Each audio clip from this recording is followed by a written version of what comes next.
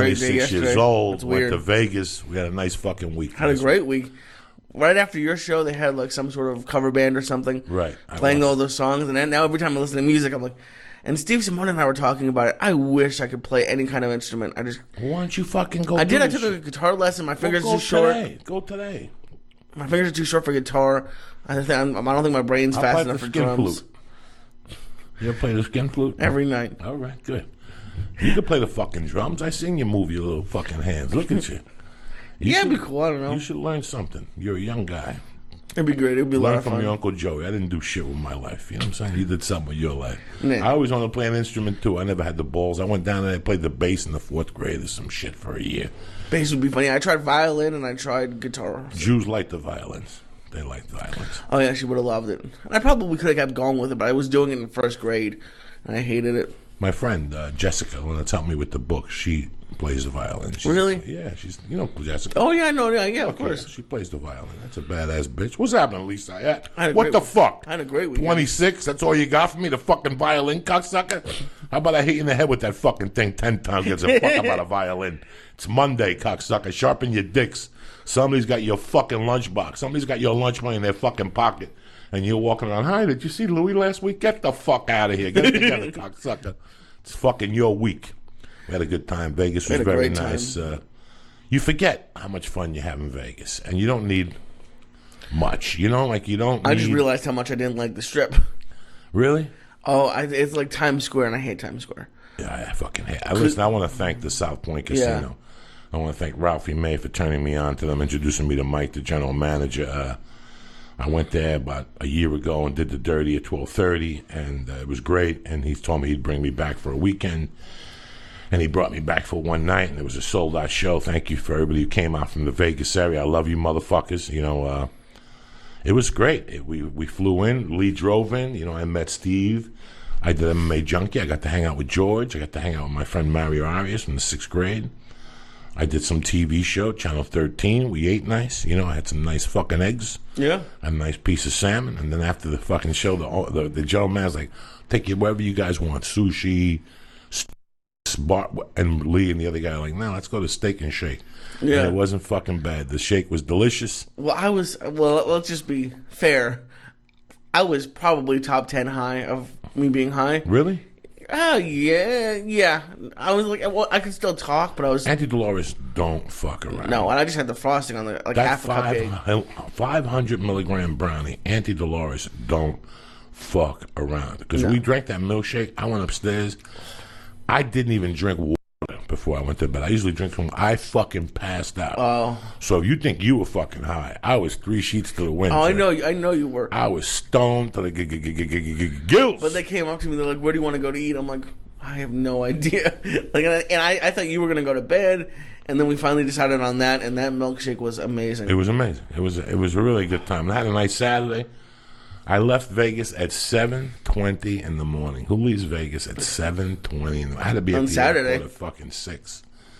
And there's my man right there. I'm just trying to wake you up, cocksucker. We'll be waiting for you a little while. Love you. And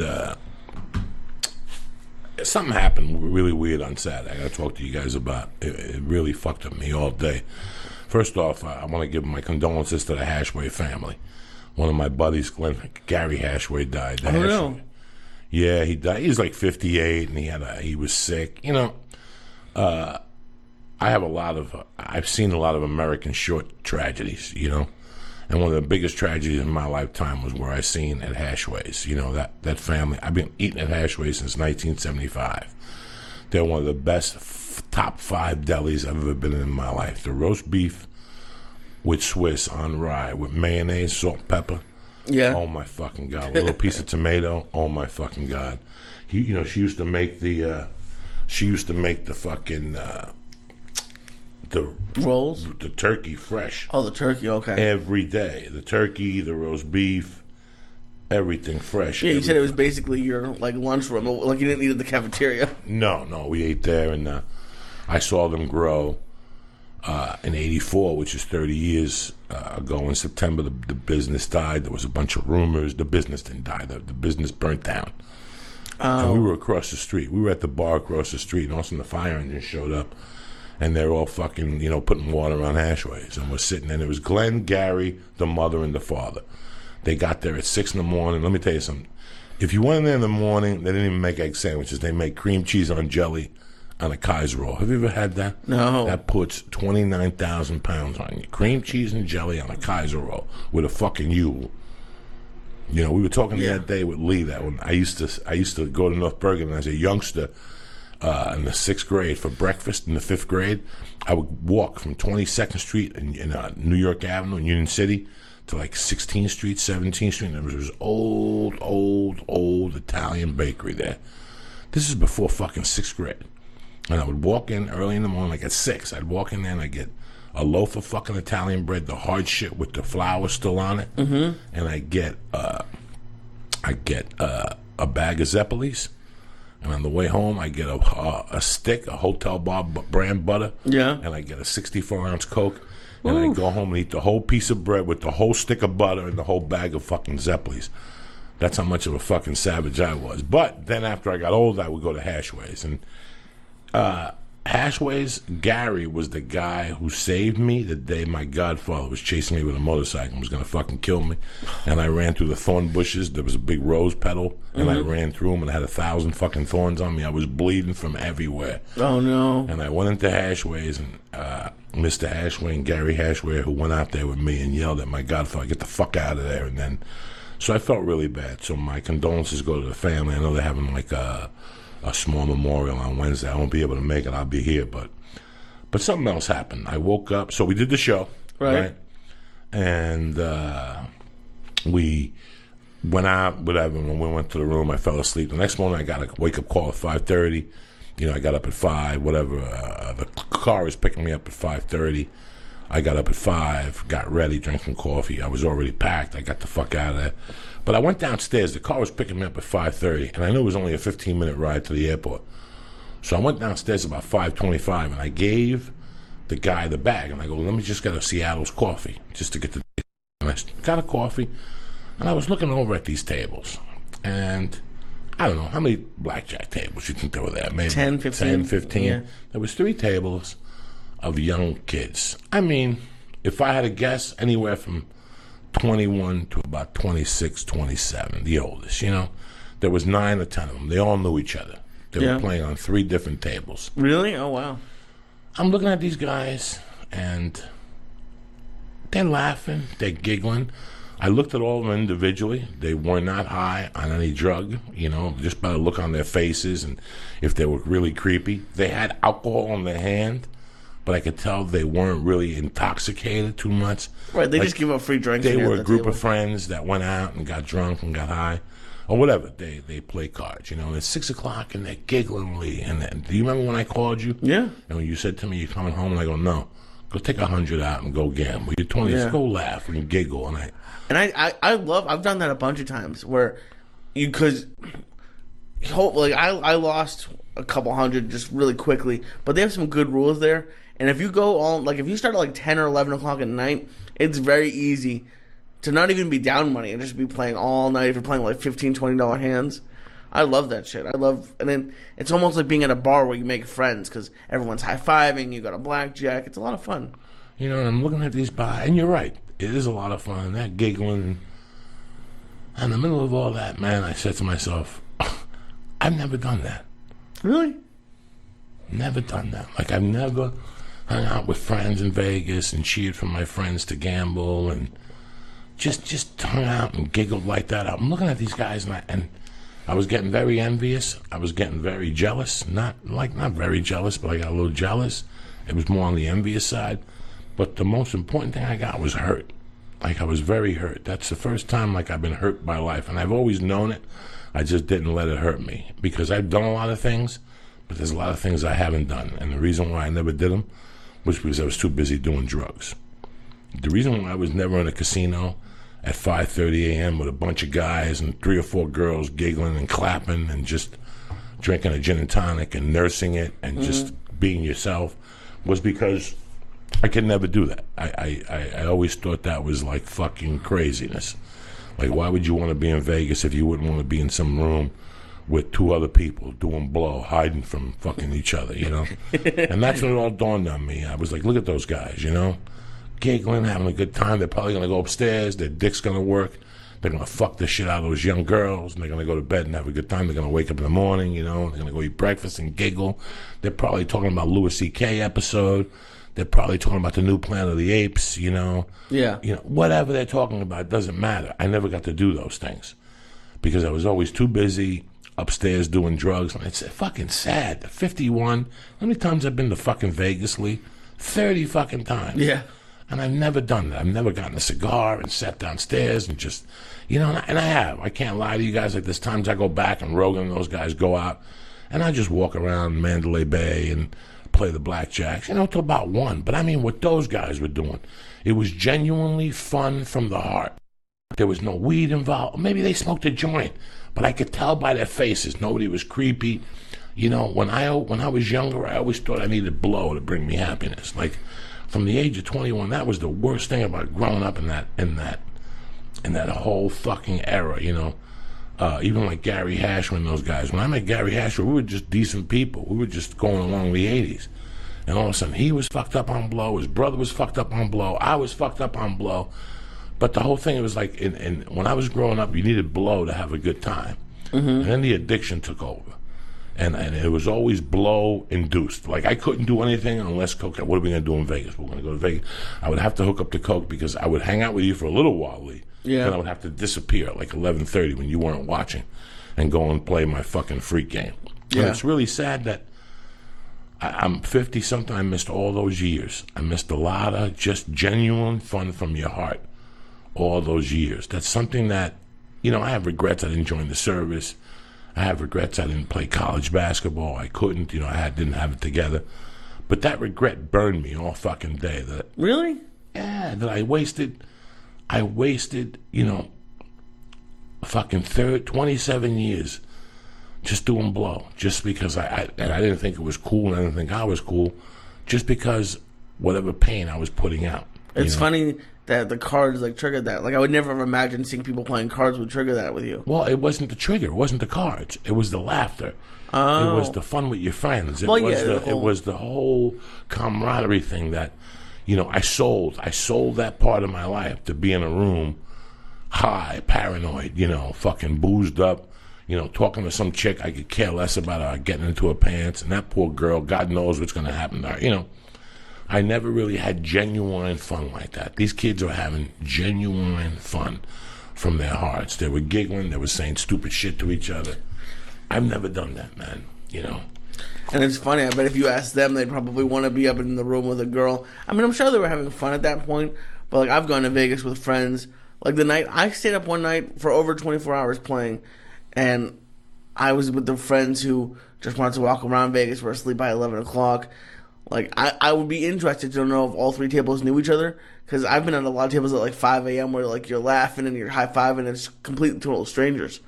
Yeah, it was just amazing that I didn't have a life till I got off that fucking powder, you know. And yesterday I answered, I think, 66 emails. It was a quiet week. Yeah. And I had a couple like addiction emails, and it just. Well, you must have done something, right? Because it's not like you don't have any friends from that period. You still have a lot of friends. Yeah, that's not, you know, having the friends is not the point, Lee. It's the point that that laughter wasn't genuine. That good time wasn't genuine. I always needed something. You know, when I was 18, 19, and we would go, you call me, what are we doing tonight? I don't know. You want to go into the city? Yeah. Did you talk to anybody? Yeah, I talked to Joe Gash. We're going to pick up Quaaludes at 8.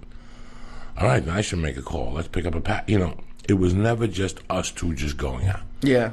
My relationships early on were all drug relationships, so nothing was done unless something was there for us. Something was there to snort, something was there to take, and it's just sad. It's fucking sad. And, you know, I look at my life now, I look at all the things I did after I got clean.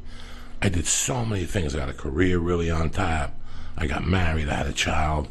I cleaned up all my debt. I got rid of so many little things that I wanted to do for such a long time, but I couldn't do them until I could get off the drugs. And I get all these email addictions and all this problems addiction. I'm going to tell you something, man. If you're doing drugs today, you're listening to this podcast, you're probably going, Joey, that's because you're a fucking lop. I do coke and play blackjack all the time and have a good fucking time. You know what? Today you're doing that. But you know what? You're going to keep doing blow, and somewhere along the line, it's going to get dark on you, like it did for me, like it did for everybody else who does it. My point today's podcast, if you're doing something right now, man, get fucking clean. You know, I'm an old fucking, I tell you this 1,000 times. I have regrets in my life, not joining the Navy, you know, the service and all this shit. But lately, I've been really regretting the drugs, man. And I would never thought I'd say that to anybody. Like, I'm really, and I had a great time with them. Yeah. I mugged hookers, you know, I fucking kidnapped people. I had a great fucking time. But I really missed the essence. I miss the essence of what a good time is, or what it is to just go out on your own wits and giggle. Have you had a good time like that since you've been off the drugs, do you think? Yeah, I've had a lot of good times. Yeah. Genuinely, like, you went home and said, wow, you know, that was a good time. A couple of weeks ago, I took the baby to the park, and I remember getting in the car going, I wouldn't have met those people and wouldn't have been in a good mood to talk to those people if I was still on powder. If I was still addicted to coke, I'd be at this park with her. Yeah. But the underlying theme would be to get her home so I could go pick up a coke rock.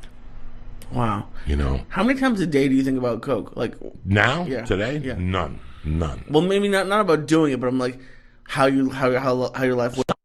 Sometimes when I'm driving and I'm at a light, a song will come on. Like, let's say Golden Earring. The other day came on. I thought about a situation where a buddy of mine got stuck one day in traffic coming back from the city, and that was a song that was on his cassette, and it got stuck.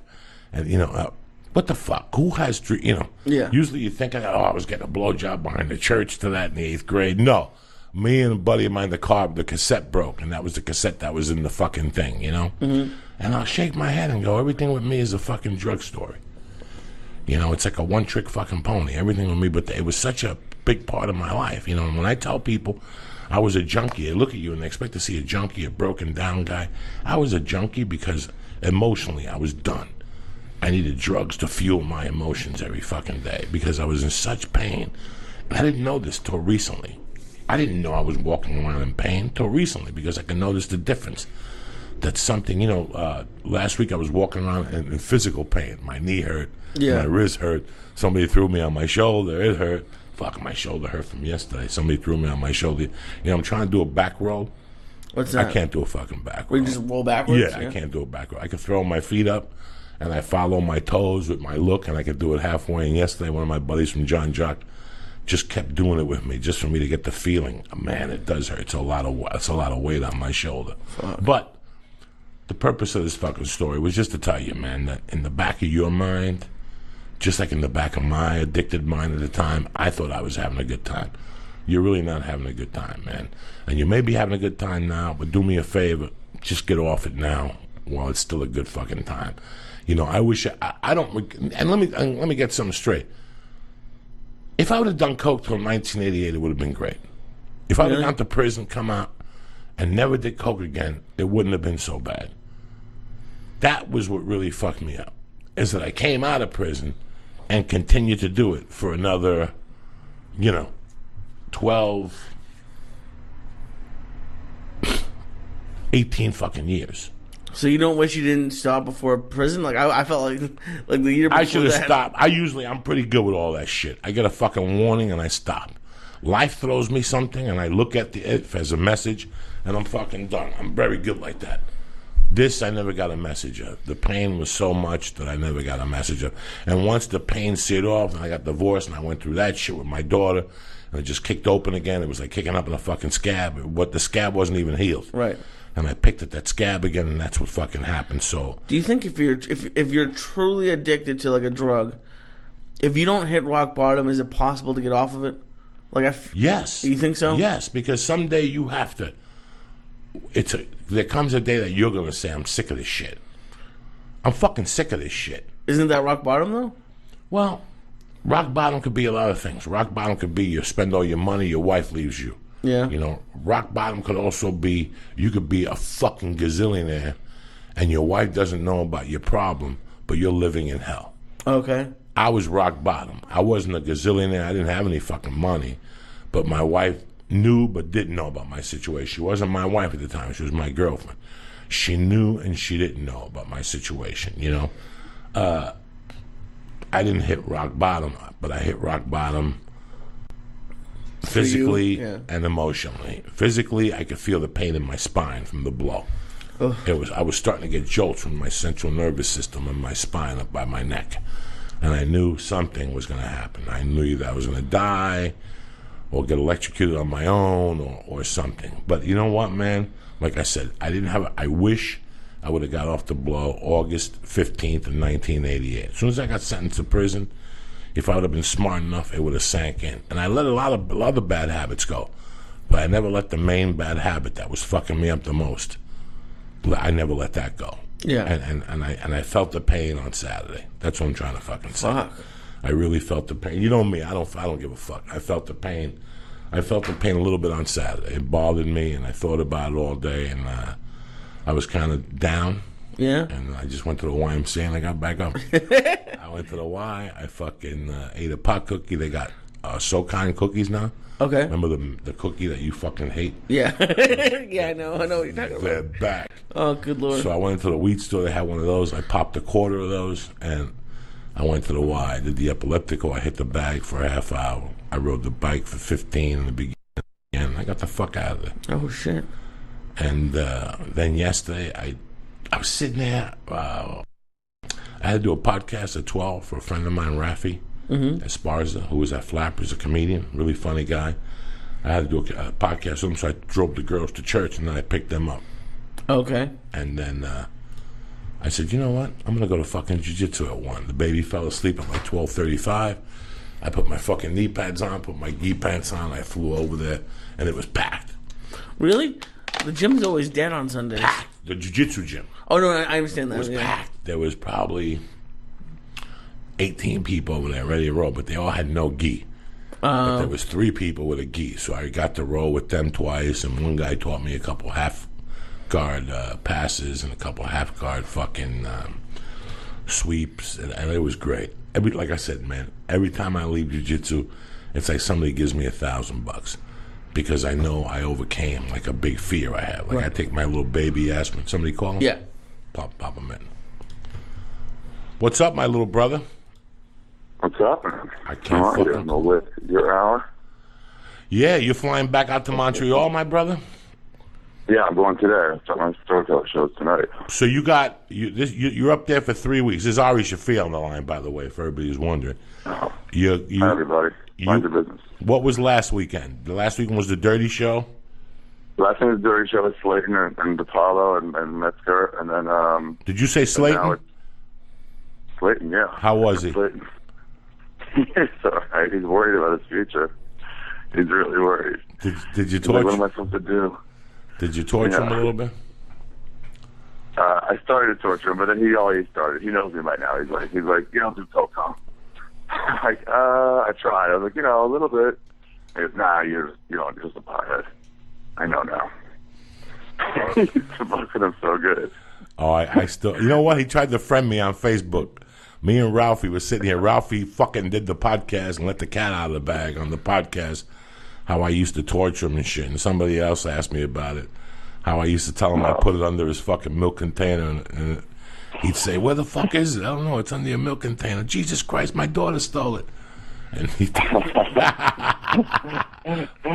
first time I went, it was so great. When you told him, like, hey, Ari doesn't want to blow. He's got a package coming for him. He was friendly with me. He was extra. He looked at me all weird. He was like, where are you going? I was like, nothing. I just got some friends I got to meet. He's like, oh, are you going to meet them later? What's the difference, man? Calm down.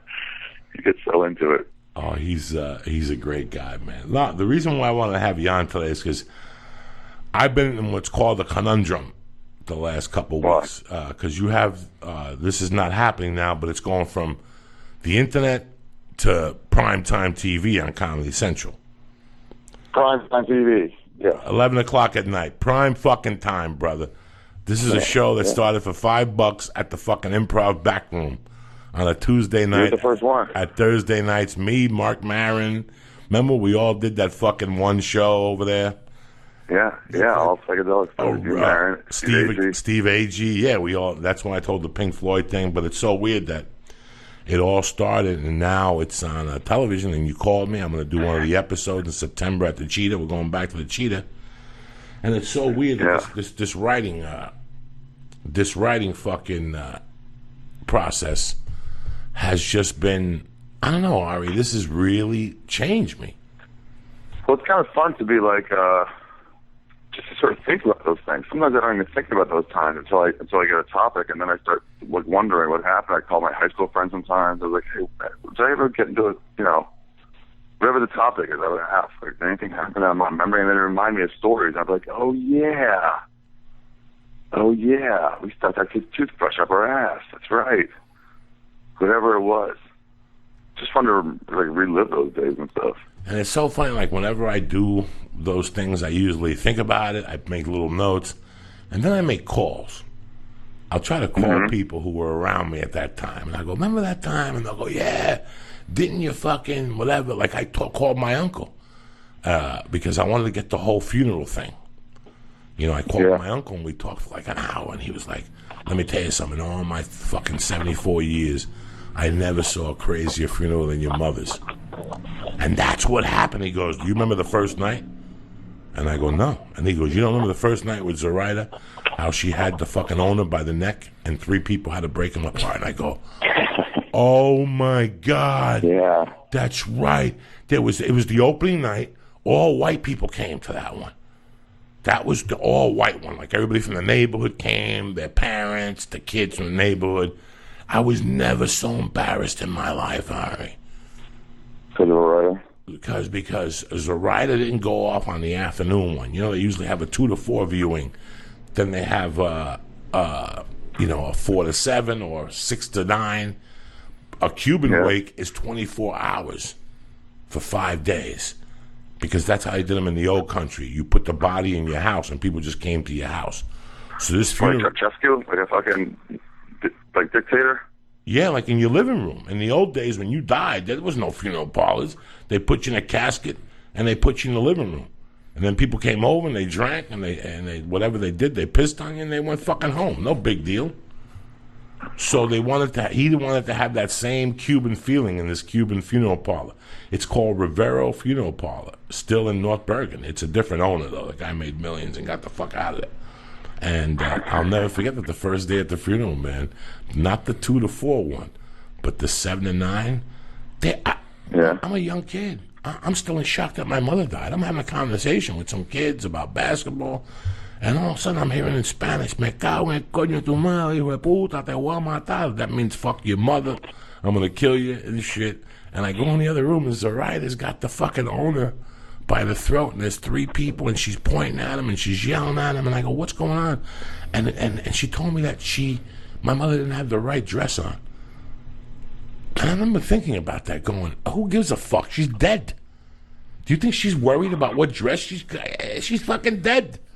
You know, but just, and I remember my uncle saying that they did like some Santeria stuff the first day at the funeral. I didn't remember this either. And he goes that the day they buried her, they still hadn't cleaned that water up. And that the water tipped over in the jar in the limousine. And that the limousine driver, I do remember that, pulled over and couldn't drive. Because the water... Because the Santeria water spilled? Yeah, the Santeria water had like chicken blood in it and all this goat blood and shit. They had killed all these animals. And it was in there mixed with feathers and shit. And the fucking thing, you're supposed to throw it in the hole with it. And the thing tipped over and the fucking limo smelled like ass. The limo driver had to pull over. He couldn't drive. He kept puking. This was fucking the funeral from fucking hell. People were drinking. People were doing blow. I remember the first time they ripped out like a bottle of Pinch, because my mother drank Pinch. So they ripped out a bottle of Pinch, which is like a whiskey. And the funeral parlor was like, guys, you cannot drink at my funeral parlor. I will lose my license. And they just looked at him like, you better get back in that fucking room. We're going to drink. So all these things I got from my uncle. I remembered the one night. That was the night that always stayed with me. But back to what we're talking about here. It's just amazing, Ari, what you've done with this. Because I don't worry about shit. I usually, when I write a joke, and I put it out there, and whether they like it or not, it's a joke to me. And just by the sound of it, you know whether you're going to keep it or not, you know? Yeah. This is something that we get to put out one time. We really get to Stories practice. are different, exactly. One time, pretty much, and then you're done. And then you're done. You get to practice it a little bit, you know, but not really, because people look at you weird, like, we're at a comedy show. Why are you telling me about your dead fucking mother? Yeah. You can work around a comedy show, but it gets weird sometimes. Yeah, I tried doing it the other night. People were like, where the fuck are we going with this shit, Joey? So I'm going to have Lee tape me in the fucking here, and we'll send it to you and see what you think. But it's just really weird, Ari. Man, it's just, I like writing jokes. It's pretty cool, isn't it? Starting off with like fucking 12 people in the audience and moving to TV. Pretty cool. With no booze. That's right. There was no booze in there. You couldn't even bring booze in. You couldn't even get booze next door. The first 2 or 3 of them, we had no booze. And then after that, you put a name on it. Somebody showed up, and you moved it to the big room, and there was no looking back after that. Yeah, they were getting mad because the lineup was so good, and they were like, "Why do you have fucking Joey Diaz and Bill Burr and Jim Jeffries in the little side room for $5?" I'm like, "I don't know. It's the room you gave me. You want to book suckers just because you gave me a small room? I'm going to do that." Yeah. Let me ask you something. It was a big room, got booze. Yeah. When you write some of these stories, when you're thinking about some of these stories, like your sex ones, do you fucking get fucked up for a few days, like that you did these things? Like I always do. Yeah, sometimes I just know it.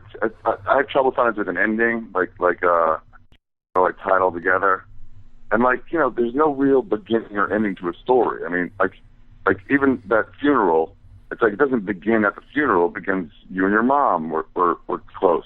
You know, it begins way before. So it's like, at what point do you start it? At what point do you end it? It's been cool, like learning the process. Even from watching other comics too, you learn a lot. You know, I've watched all the series. I watched Rogan. I watched Moshe Kasher. I don't even know some of the fucking names. Kamanji. And it's really interesting. It's really interesting the different styles of storytelling there are also. Mm-hmm. Yeah, DJ's completely different than you are. Yeah. Different than, other people, TJ or whoever, Sean Patton. Yeah, it's cool. It's like there's no right way. So people just do it however. Do you go about it and write it the same way you write jokes? Well, both of you. What do you mean? Like the same process. When you sit down and write a joke, is it the same way you go and write a story? Because the point of it isn't to be funny, like in a way. So right. I don't know if it's a different process. Yeah, it's less. It's like you know how Annie Hall's a comedy, but it's not as many jokes as fucking Happy Gilmore. Okay. So it's like it's slower. But, so you don't think as much about comedy because there can be serious moments and there can be there can be plot. You have to do setup. You can't just do a punchline every 5 seconds. It set some stuff up. But people will go with it. The first time I saw one really good was Ralphie May. I was working the cover booth in the OR, the comedy store.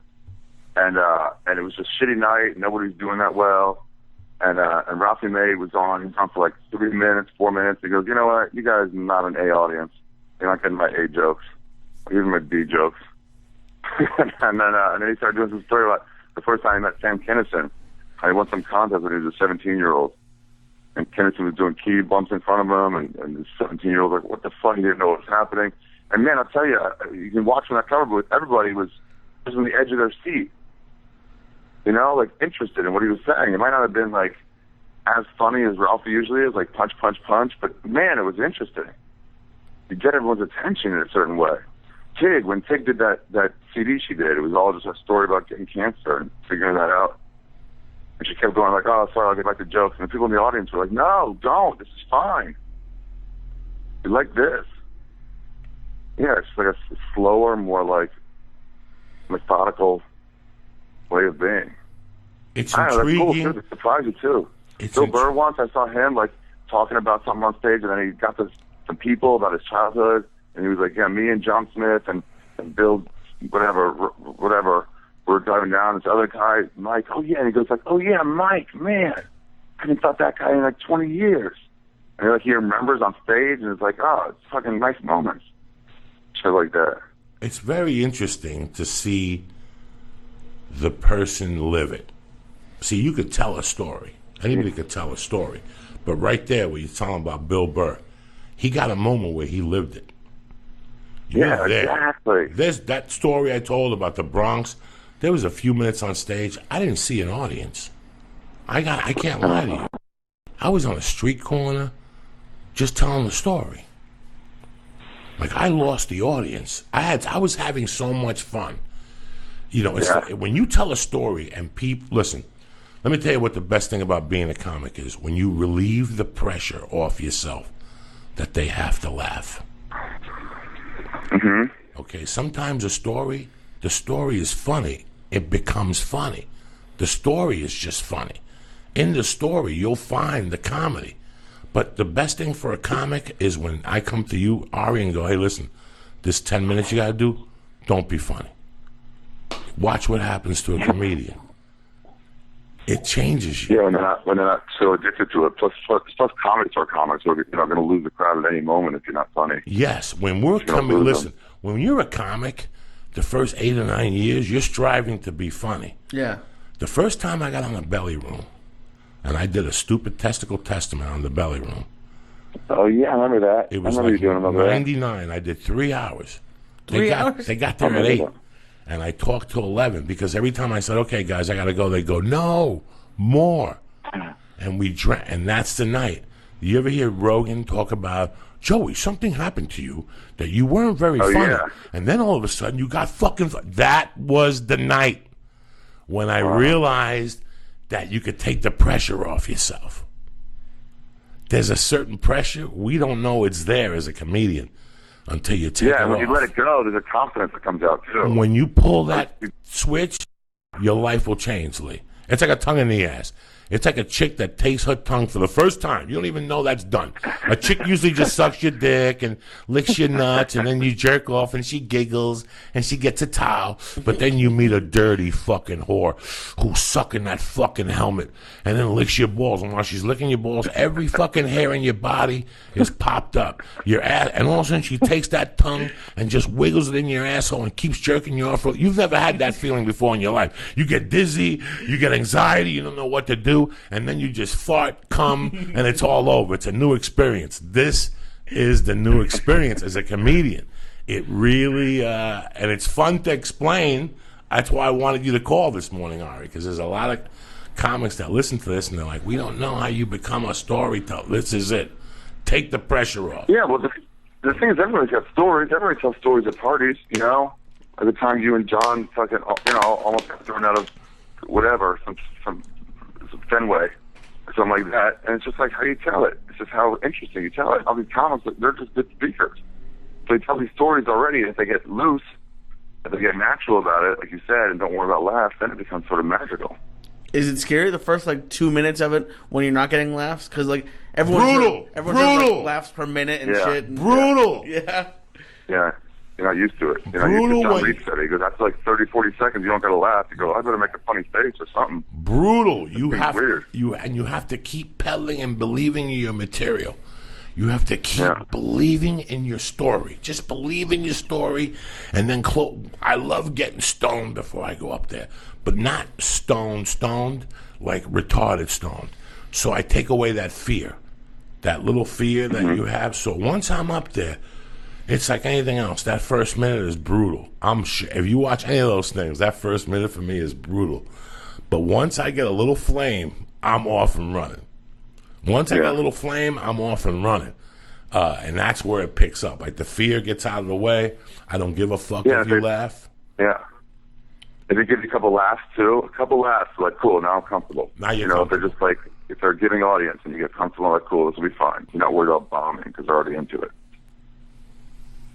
Once you tell a story, once you tell that story, and you eliminate the laughter, it takes the feeling of bombing and makes it less because you control that. Now you learn also that you control your laughter, that you control your audience. That's the other power about storytelling. That once they're not getting laughs and you're controlling them, oh my God, you're Fidel Castro. You're a president. That's what presidents. Dude, I saw Dice once do this at the OR too, and he goes on And it's when he wasn't smoking, but he was still chewing cigarettes. You know, he was like putting in his mouth. So he came up. He like puts his drink on the stool, and then he takes his. He didn't say a word. Just takes his cigarette pack out and he taps it on the microphone a little bit. And he like packs him down. Then he takes his jacket off and he picks up his drink from the stool, takes a drink, puts it back down, goes over to the microphone, goes test. Goes, now make it louder, test. All right, good. And he just keeps like he says one word for about a minute and a half. And then he goes, see, a lot of these comics, they get up here, they don't get a laugh for this long, they'd be terrified. They'd be in the corner shivering. He goes, me? No, I know how this is going to end. It was so pompous. It was so cocky. But he was right. They had him all laughing, and as soon as he wanted to, they had him all laughing. It was up to him. It was up to him. Ari, you know, it wasn't up to us. How lucky were we to get to see Dice come up every night? You know, I hear these comics, Dice used to bump up for 2 hours and shit. Let me tell you something. I learned more in those two. It was like going to a college course when you saw Dice perform on Sunday nights and stuff. It really was. On Sunday nights, it would be something with him and Rock and fucking and Damon would all come down on a fucking Sunday night. It was ran for no money. You got in free. They got in before 9. It was something. It was like I can't even describe. You would host those. Yeah, I was hosting. I used to call them and tell them, please come down there, because fucking somebody's gonna be there on the list and I want to bump them. So I would make Dice. See, listen, I would get there at 7, and I would host the first. I would hang out for the first show. Then the second show, I knew Don Barris always wanted to host. So Chewy would come. I'd borrow a 20 or 2. I'd pick up 2 packages of Coke. Dice would show up. Chris Rock would show up. I'd go there. I'd do my 10 minutes, bring Dice up. I knew Dice was going to do 40. I'd go out there and tell Don Barris, Don, you got it from here. And I leave. And they'd pay me the 25 fucking bucks. But I got an education. I got the biggest fucking education. I remember one Sunday night, Andrew was up there, and he was going off. And there was these 2 Chinese guys in the front row, and he just fucking went off on them. Like, you chink fucks, da-da-da-da-da-da. You don't even know what I'm talking about, do you? He's talking about Kung Fu, the TV show. And afterward, he goes, all right, don't worry about it. And he walks away. He goes, look at them. They're over there smiling. They're going to call their cousins on the phone. Tomorrow when I eat Chinese food, I'm going to shit blood for 3 weeks.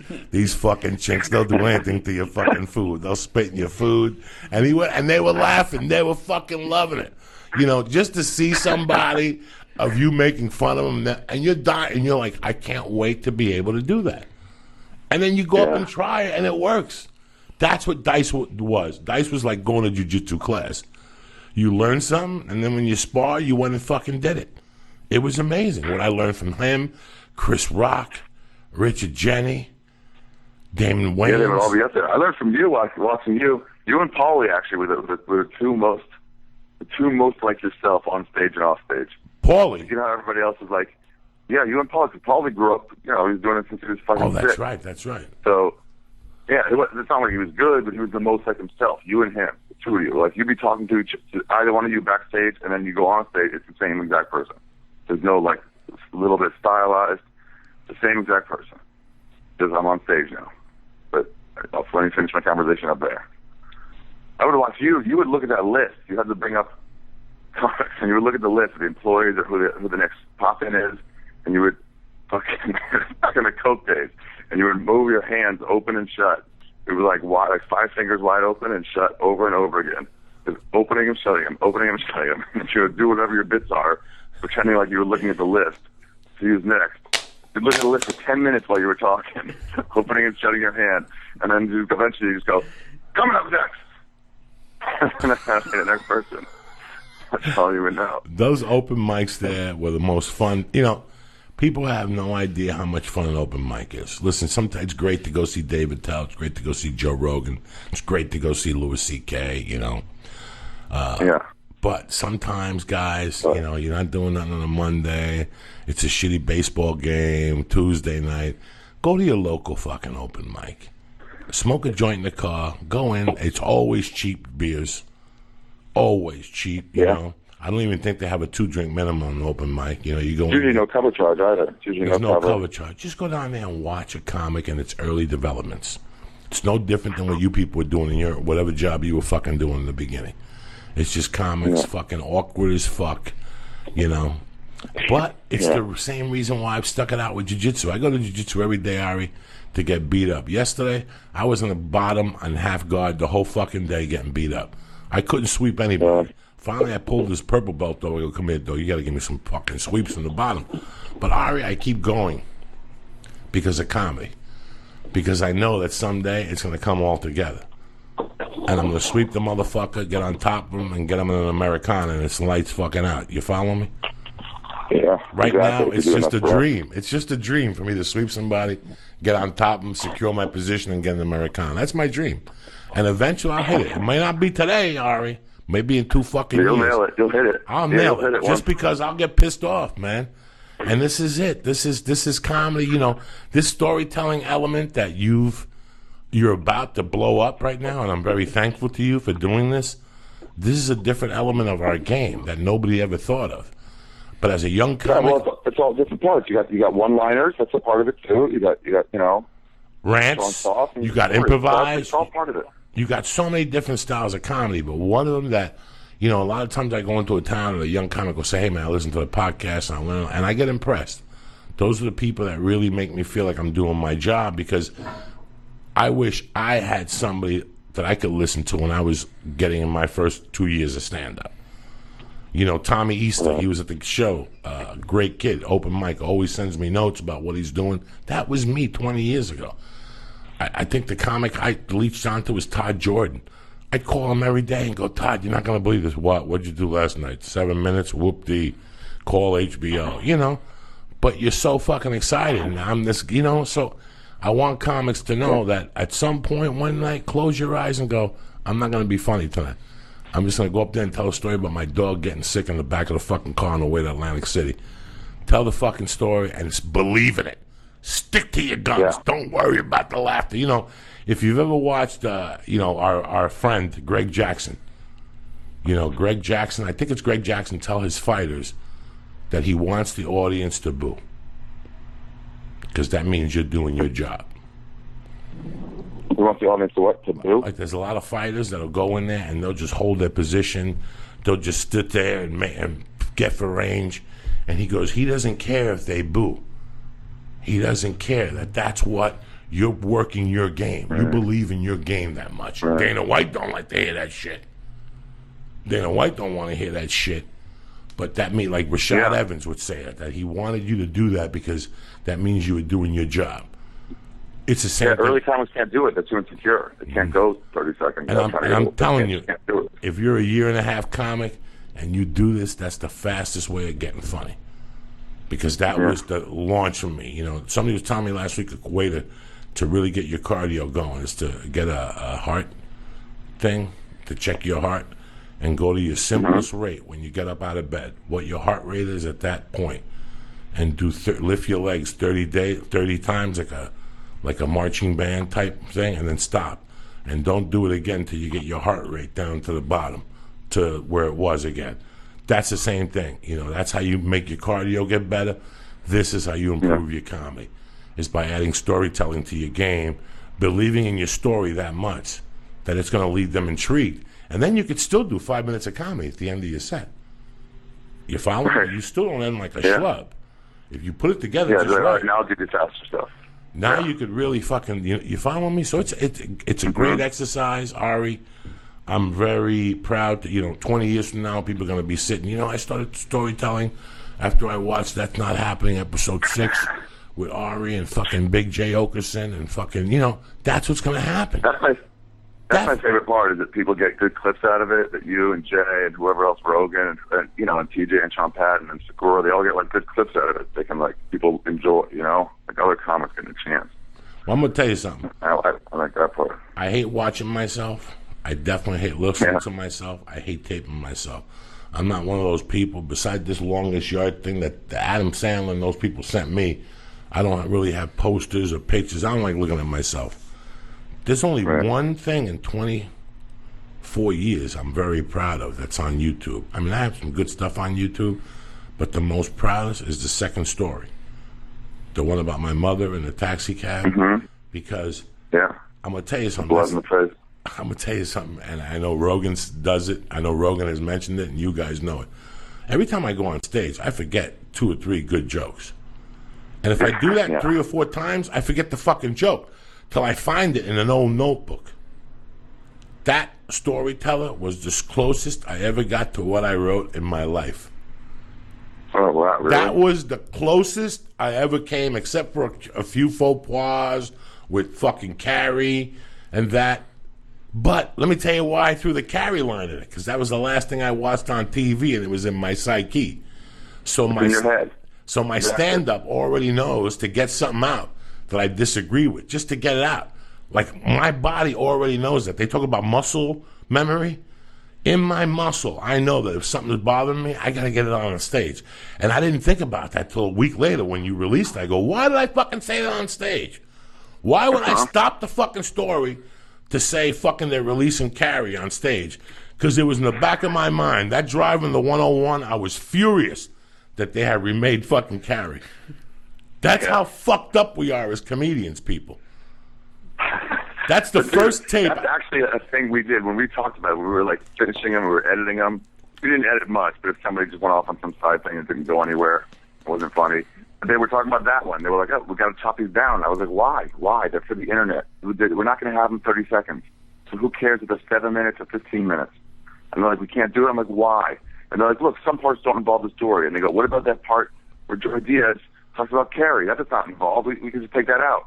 And I was like, no, that's the part that makes it breathe. That's the part where comedy is just fucking relaxing. Leave that part in. Leave it in. It was funny, and it fucking slows everything down. So you're not in a fucking rush to get to, topic, punchline. Just let it go. Let it breathe. And they were like, all right. And that's what I like about them. All the stories breathe, There's no rush. So in the middle of my ranting, this fucking thing came out about Carrie that had been burning my soul on the 101 for the last 20 fucking minutes. And that's how I know that this thing we do is real, Ari. That's when I realized after 24 fucking years that what I do is real. When I see something that bothers me, I bring it on stage. If I think something's comical or, me shitting in that cup 3 weeks ago, I had a shit in a cup for the doctor. And here's the funny thing. They sent me a report back and they told me my shit was normal. It's not normal. It's in a cup. And they take... In a cup, it's normal. It's not I had to take like a little fucking stick and shit in the toilet and then take the shit out of the stick and put it in this piece of paper and close it. The shit would work as the glue. And I had to do that 3 different shits in one fucking day. And I only took 2 big ones, so I had to wait till like 2 in the morning. I pushed out this little shit. My intestine almost fucking popped out. And I had to scrape it and put it in. And I said to myself, wow, I sent those 3 pieces of shit. I never heard back from my doctor or nothing. About a week later, I get this thing from UCLA. I go, oh, yo, here we go. I open it up, and there it is. Your shit results are fucking normal. Your shit results. How fucking strong am I? So this Montreal this week. When do your show start? My show starts tonight, Monday, Tuesday, Wednesday, Thursday at Cleopatra, this Chinese strip club. That's where we got the idea to do the strip club, from this Montreal, when we did it at Montreal Comedy Festival. Okay. They put us in the strip club, and I was worried about it. I thought they were doing it just because it was all sex stories, and I thought they were just trying to make it a theme. But when I got up there, it was cool looking. I mean, you walk up these steps, and these old pictures of strippers that are like faded and black and white, and you just start feeling more like a degenerate. And then when people get on stage and they tell their story, like, you don't give a shit. However dark they get, you don't give a shit. I gotta be honest, man, I'm happy with the crowds that come. Now that the crowds know what it is, we did one in Brooklyn at Union Hall, I don't know, like a month ago. And DC Benny was telling some story about getting molested when he was little. And the crowd was roaring with laughter. There was no like, oh no, this is terrible. It's like you could all tell they were like, look, you seem cool with it now, so we're gonna laugh with you. He was like, man, that was the greatest audience I've ever done for one of those things. It's like, yeah, the degenerates, they know the deal, and they're cool. So anyway, yeah, tonight through Thursday at midnight, hahaha.com if you're in Montreal, and then that's it until we tape them September 9th. And we're going September 9th again at the Cheetah, right? 2 shows a night? At Cheetahs. Yeah, with the 2 shows, and then we're doing the 9th and the 15th. So we're doing that Tuesday and then that Monday after that. I'm available for both of them, Tarzan, so whatever you need, I'm showing up. One last question for you, Ari. You got another minute? Yeah. On Hey, the let me say a date, though, too. I got a show in Brooklyn on August 21st at the Bell House. And if you go to it's me doing an hour in New York, so it's the only hour I'm going to do in New York. So come out, $15. I got to ask In you advance. because I'm sitting with 2 of my best brothers here. You're both Okay. Jewish. Jew. You've both been to Israel. Jew. You're both Yeah. yeah. No. It's not a bash Jew time. You know I don't play that shit. I got an email the other day. I got a Twitter that Lee is here. Say hello, Lee. Hey, no, yeah. Okay, Lee read it, and I was really upset about it. The guy's like, on Monday you got to talk on the podcast about what's going on over there. Let the world know what's going on over there. What the fuck is going on over there? Tell me what the fuck this guy was talking about. Does anybody know, or am I fucking retarded here? I don't know what he's talking about. Well, I don't know Lee, if it's just the same. say it. Yeah, I don't know if it's the same for you, Ari. But anyone who's mad like that is usually against Israel, and I don't know if they're pro-Palestine, but they're definitely anti-Israel. No, it goes both ways. All the religious Jews that still know the same thing. They get mad and they're like, they only see one side. Everybody always sees one side.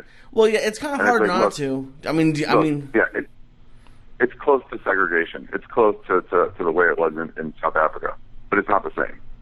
Because the only reason they're putting them, at checkpoints stuff like that, because they're smuggling, guns in. It's the only reason they stop ambulances.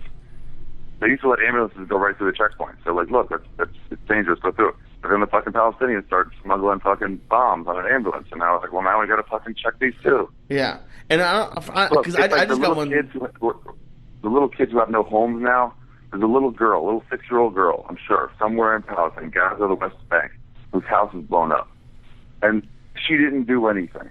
She didn't do anything to anybody, but now she's got no home. But she didn't do anything. You're like, well, these Palestinians didn't. Like, no, that's just one person who didn't do anything to anybody. And now she's fucked out of a home.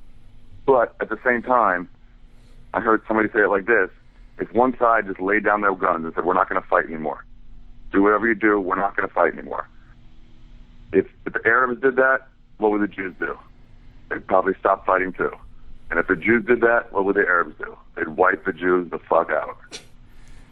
Yeah, it's because I just got one last night. I got some guy yelling at me saying I was racist. He's not listening anymore.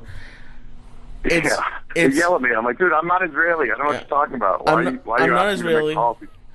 Well, I retweeted I stand with Israel. The thing that got that guy mad was I retweeted something that I stand with Israel or something. Obviously there's people who aren't involved. It's just there's terrorists there, and it's condensed, so it seems like a lot. Obviously, there's some people who don't deserve. There's some people who don't deserve what's happening to them. Probably the majority of Palestinians are pretty nice, but when you have terrorists who are they're hiding by schools, all terrorists do this. Not just Palestine. They hide by schools. So if a bomb goes there, they blow up the school and they seem like assholes. But if Mexico or Canada or Cuba, like I was thinking about this the other day, people are like, well, Mexico's never going to send a bomb. If Cuba was sending bombs at Miami 20, 30 times a day. They launched 100 rockets in 2 days. They launched 100 rockets in 2 days. Yeah. So if and they're like, hey, guys, you can't do that. You can't launch rockets into our country. Right. Every other country in the world will go in there. America what Israel does is they send ground troops in and they fucking leave with the place. They get out. We're bombing this building on this day. Please leave. Yeah. And I try to give people a chance to get out. And obviously for me, we don't do that. Yeah, I'm sure you are too. You lived there for a while. I was only there for 6 months. When I came back, if this was going on, I would have been super racist on here against just because you talk to people who like had that shit happen to them with the bombs and stuff. And since I've been back, I'm a little bit less anti-Palestinian. But it's just yeah. They don't have it easy, but it's like it goes both ways. It's the fucking shit. They hate each other. Yeah, that's what it comes down to. And you can't negotiate. And Israel's probably doing some shit. A long time ago, I realized. They say, like, if let's say somebody invades another country or Texas was taken over from Mexico or whatever, at some point you make a peace treaty and say, all right, we'll give you this land, you give us this land, and we'll compromise. But what their deal is, they're commanded by God to wipe the Jews out. So how are you going to compromise on that? How are you going to make a peace treaty on that? Like, we'll He goes, well, we're still commanded by God to wipe you out. So you can't negotiate that away. Right. And Different terms. yeah, I mean, when you see like the propaganda they're showing to like their 6-year-olds about Jews drain the blood of Arabs to make our bread, like it's like Oh yeah, the but that's an old videos. one. That's from the pogroms. Oh An yeah, old one. yeah, and I don't know where the video is. I just remember watching it when I was there. But the thing that I don't think enough people. I mean, I'm sure Israel's doing stuff. I'm sure the same thing that America does fucked up shit during war with like the whatever that prison was in Afghanistan and Iraq. Yeah, they do, of course, because they're made to hate the enemy. Right.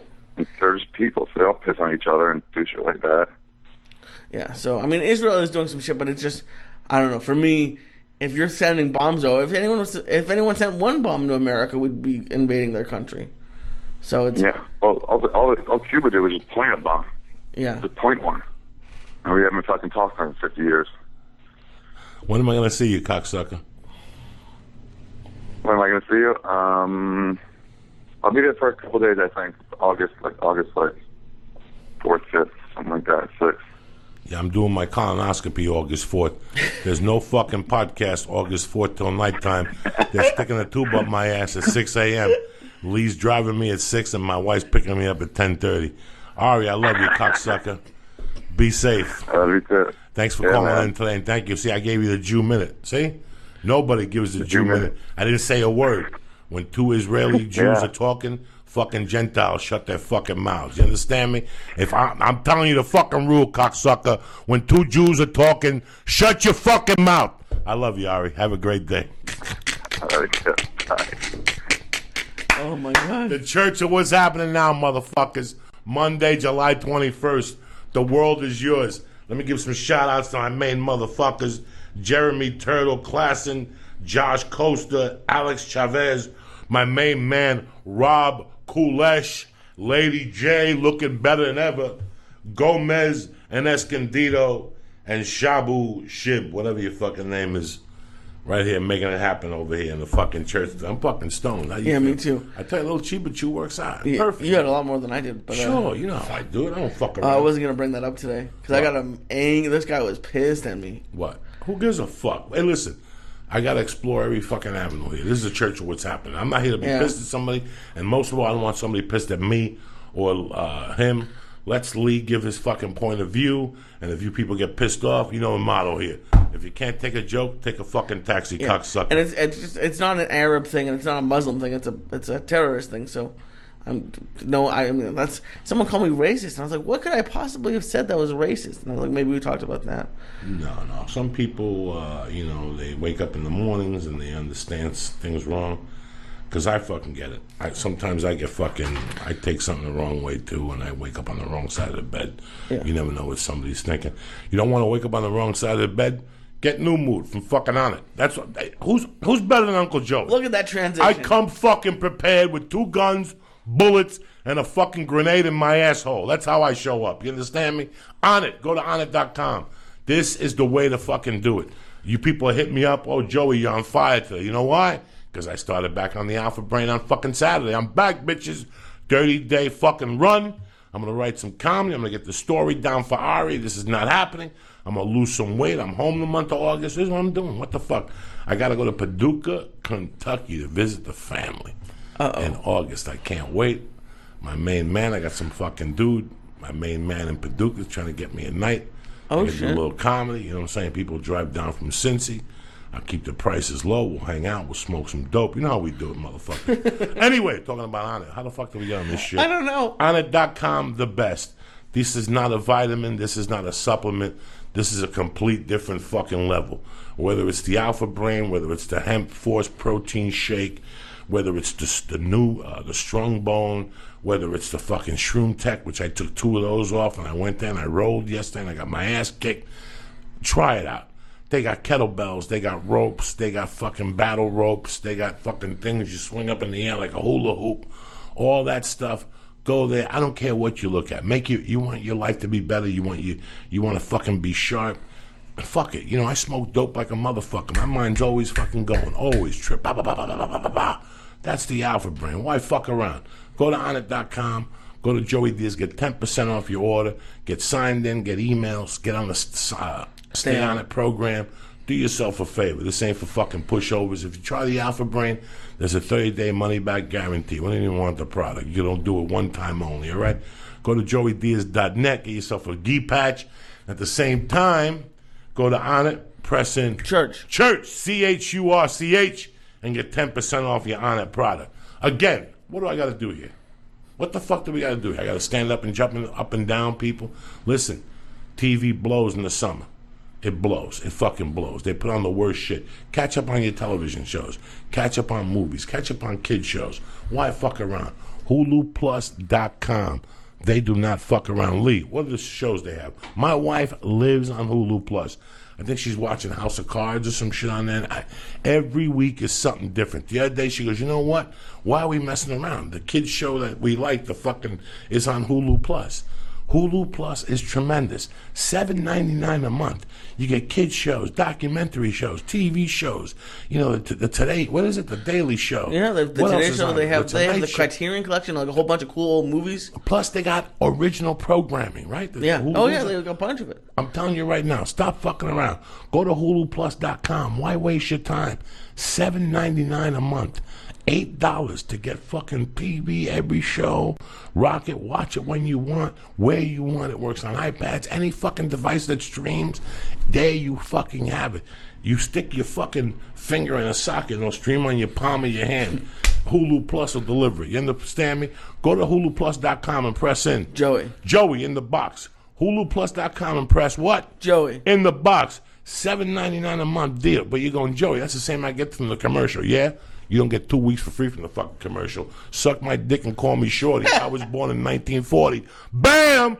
2 weeks for free. Not 1 week, not 1 day. 2 weeks. 2 weeks. 2 weeks. HuluPlus.com today. Go there right now today. Stop with this other shit. You're wasting your fucking time. You got a fucking device, iPad, Roku, Uku, Luku, a television.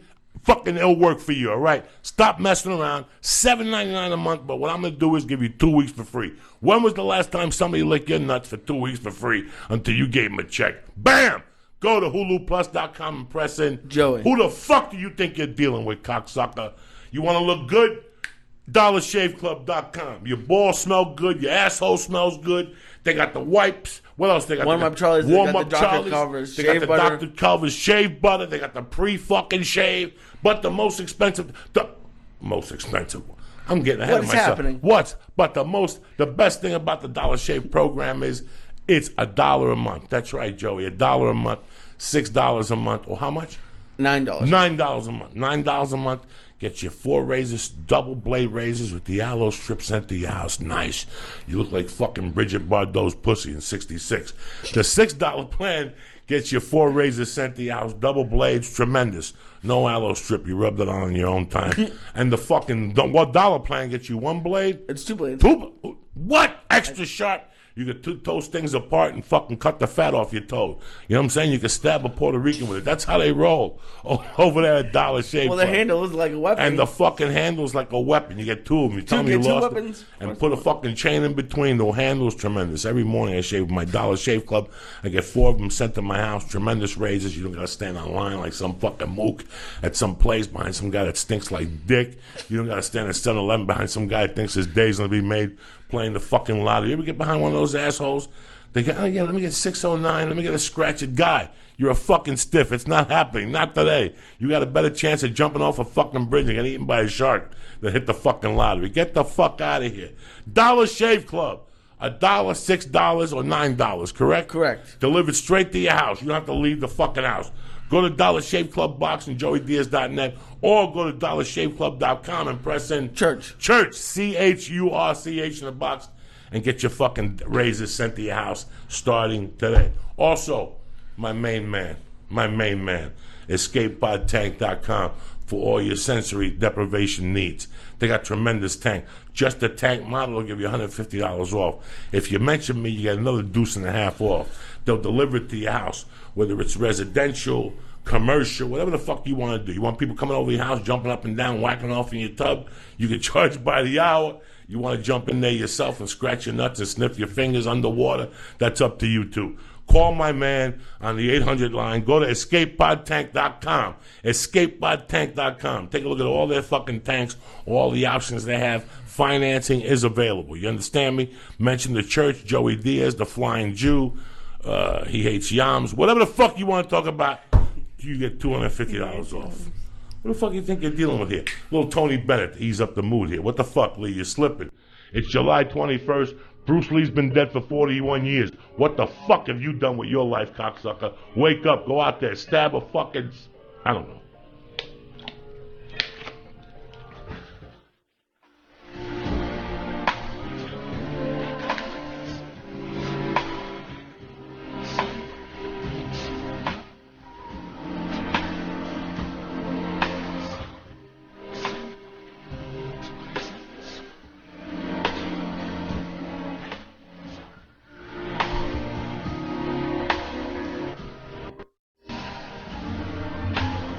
Somebody.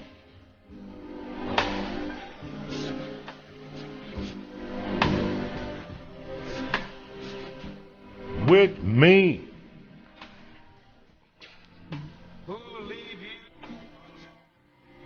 When you were saying the Hulu ad, and he said you could plug your finger into a wall and watch in your hand, I just kept thinking, like, why doesn't he have the wireless model? I thought, like, why would he still have the plug-in model if it's on your hand? I'm gonna get this devil and shove him up your fucking asshole, cocksucker. That was brought to you by Andrew, Choo I Choo. love you, cocksucker. This is a beautiful little devil's box. I'm gonna have this forever in my house. I'll never forget this shit. What's up, cocksucker? What are you gonna do the rest of the day? I got Steve Simone coming right after you, and then I got Texas Chainsaw Massacre 1 and 2 with Rick Ramos tonight. Chainsaw Massacre 1 and 2. What the fuck's he thinking? What am I gonna do with that fucking thing?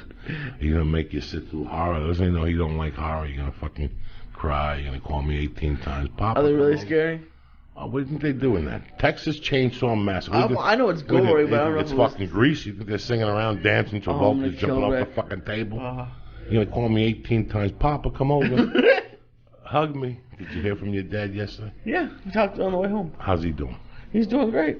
And how's your mom? Everybody good in the family, brother? Yeah. You miss him? You call him every day? You call your mom every day? You tell her you love her? Yeah, talk to her a few times a week. 26 years ago yesterday, she was spitting you out of that little Jew monkey. She unleashed you on the fucking world. At 10:20 p.m. Like Biggie and fucking respect. You know what I'm saying?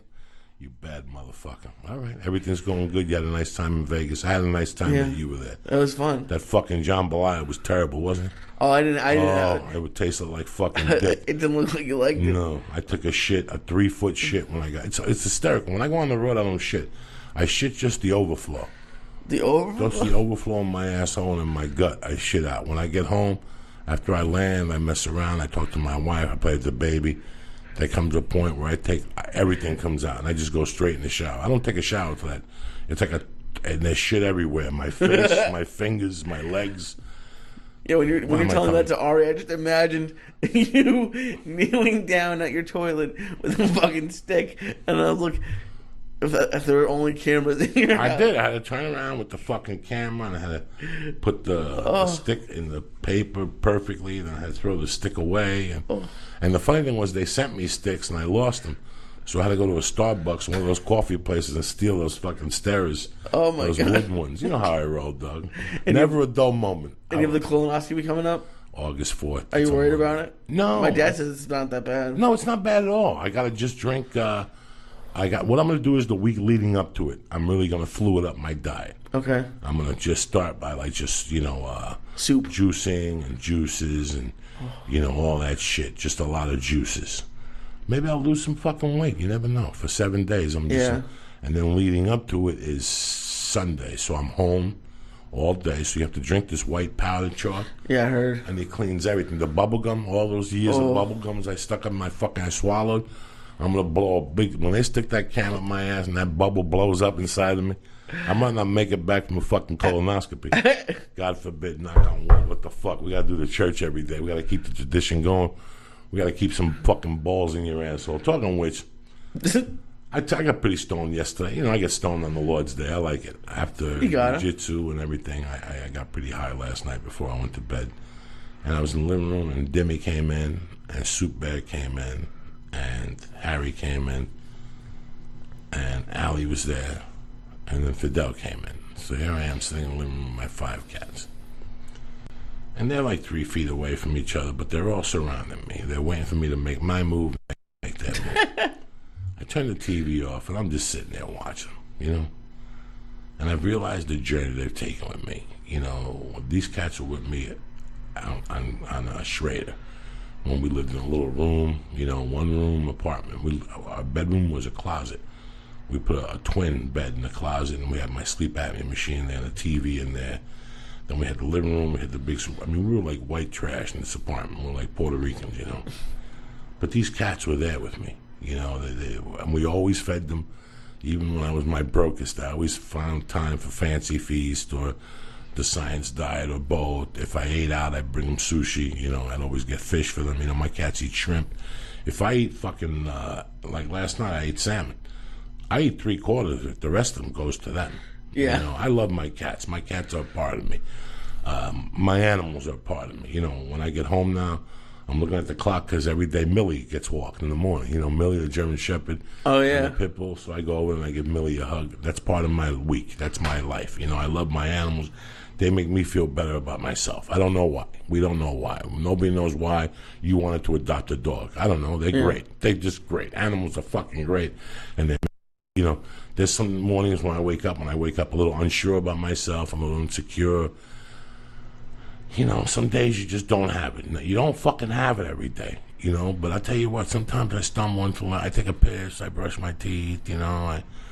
I put the coffee on, and I turn around. I'm still out of it, but I look down. I almost kick one.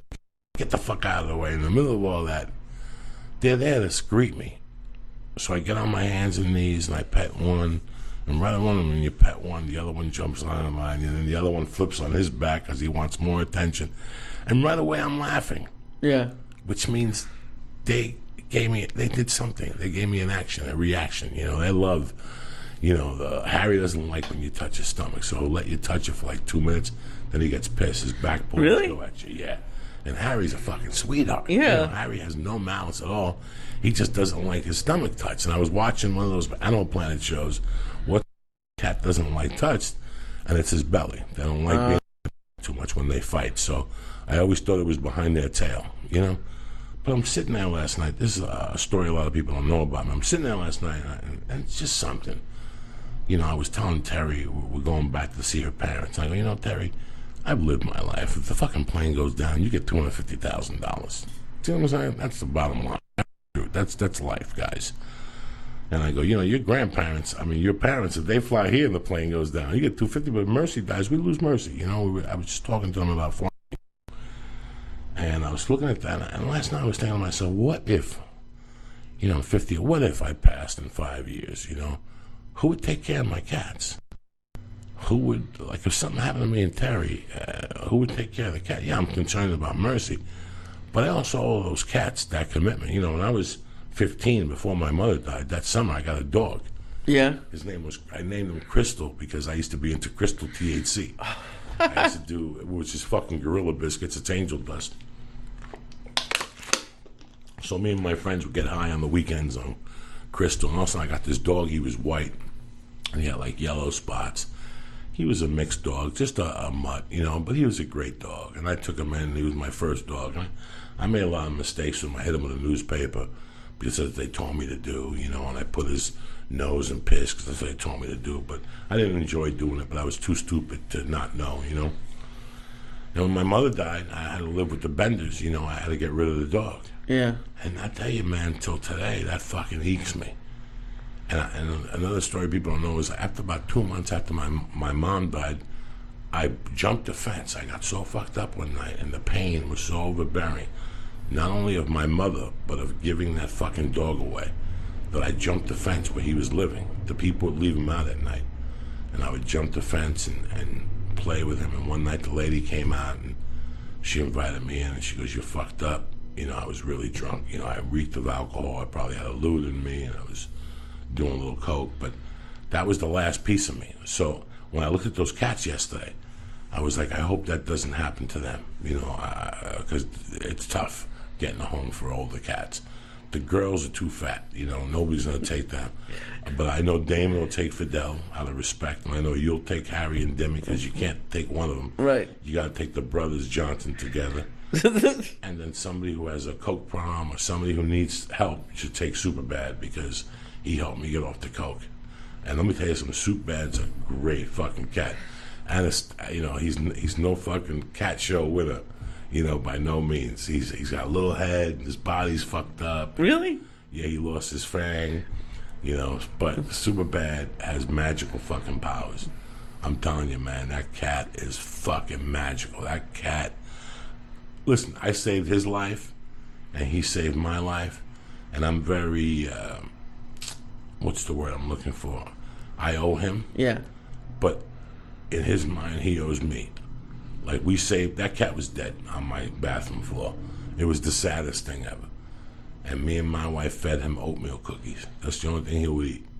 We didn't even have the power to get up. So I give him water, and he licked the water off my finger, and I take an oatmeal cookie. And finally he started flipping around, and they would pop his head up. And then one day he fully got up, and he peed himself from the excitement. I had to wash him. And that cat, I tell you, I had a friend that was into cats. One day he told me, he goes, cats are very appreciative. You don't know that, but they're very appreciative. They don't forget dick. They go under the bed and they write everything down. And I know Superbad, like out of all those cats, Superbad's the closest to me. Demi loves his mother. Last night, they were in the shower, and I had to do something. As I was leaving, I went in there, and Demi's in the fucking, Demi's with my wife all the time. And that baby, he's in the room with them. He's meow, meow. The baby chases him now. The baby tells him, get the fuck out of here. She doesn't say get the fuck out of here, but in her language, I'm sure she's telling him to get the fuck out of there. But I thought about those cats. I'm like, what would happen to those cats? I gotta tell you something. I was fucking sad for 5 minutes. Because I wouldn't want them to get abused. I wouldn't want them to go to some home and get killed, like some shelter. Oh. The girls are tough. I can't look. Evie's mean. Nobody would take Evie. Evie's mean. They're mean. Evie's mean. She loves me and she loves Terry and she stays away from the baby. But she's just a different planet. Gray, you could just, if something happens to me, you just get Gray, put her on the stoop. And that the Gray takes care of herself. Gray's just in love now. Gray's my girl. Gray sleeps with me. And in the middle of the night, I just reach my hand down and Gray's in a little bundle. And she goes, meow. And she comes over and I grab her and I hold her and I pet her ears and I clean inside her ears and I clean her eyes for her and her nose gets wet. And then she sneezes on my face with a little fucking wet. And then I kiss her and she fucking takes off and I won't see her for 2 fucking days. So it's just amazing, the love that you get for your animals and how you got to worry about them. You got to look at them and go, who's going to take care of them like me after I'm gone, So, Lee, remember, you got Harry and... Yeah, oh no, Demi. fuck yeah. Harry and Demi move right in with you, right into the bedroom. They'll love you. Because if you separate those two... I separated one. I put one in one car and one in the other car. It was a fucking nightmare. Oh, no. Oh, it was a nightmare. Harry loves Demi. Harry loves his brother, even though he bites him and they fight and they fucking attack each other. He loves his fucking brother. It's amazing. Well, I've learned a lot from those goddamn cats, so. That's funny. No, but I don't think... I don't think it's going to happen, hopefully. No, it's not going to happen. But you always got to think. You got to always think of the dark side, the other side, Lee. If you don't, you're foolish. Just for 2 seconds. Yeah. Just to see how it makes you feel, And that's it, motherfuckers. What else you want? You're staring at me going, Joey, what? You just broke my heart with this. No, it's the truth. You got to think of the other side every once in a while. Just every once in a while, think of the other side for 2 minutes, see how you feel, and move yourself back, and what you could do to take that feeling away. Yeah. What can I do? I just asked Lee to take Superbad and fucking Demi if something happens. So that's it. That's all I got for you. That's all you got. How about you? Everything good? Your birthday good? It's great yeah, to it's be fun. 26. I got drunk for the first time in like a year and a half. It was fun. And you had sex. Look at you. You all depleted. It was a happy birthday. And you fucking had a good time from Vegas. You made good rides. I'm proud of you, Lee. Yeah, it was fun. It was a blast. And this week, you're going to go to the gym how many times? I took the day off yesterday, so probably, hopefully at least 5 or 6 times. And you went Saturday? No. Fuck. Holy shit. I was going to go. Remember, I brought my bag to the bar. You're like, Well, I'll go to the gym. I'll have some lunch. I was like, No, we get to Vegas. I call him up because I was getting dressed to go to the gym. I go, Jim, you're in fucking Vegas. He shows up at the jambalaya joint with this bag like he's fucking Chael's son. He's going to the gym. He's showing up with a bag like he's got fucking syringes in there and fucking scales and whatnot. I go, what's in there? He goes, I got my fucking sneakers, whatever the fuck.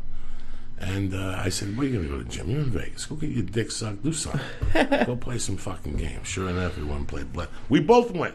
He's the kiss of death. Yeah. I had the fucking machine by $10, and all of a sudden he sat next to Well, me. you told me to play. He's like a fucking Chinese dude. You ever been winning money, and Chung Kennedy's uncle stands behind you? You lose a bunch of fucking money. Don't let Chinese people stand behind you, and don't let Jews sit next to you on the what were we playing? Oh, you were playing video poker. That's right, video poker. I don't even know what the fuck I'm doing. You know that? No, I have no idea. I was watching you. I was like, what is... I just learned myself. Anyway, I love you cocksuckers. Have a great day. We'll be back Wednesday. Rocking the house, 9 o'clock at night, maybe. I'll let you guys know.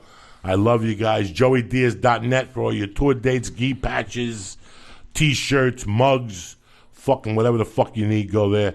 I love you guys. Have a great day.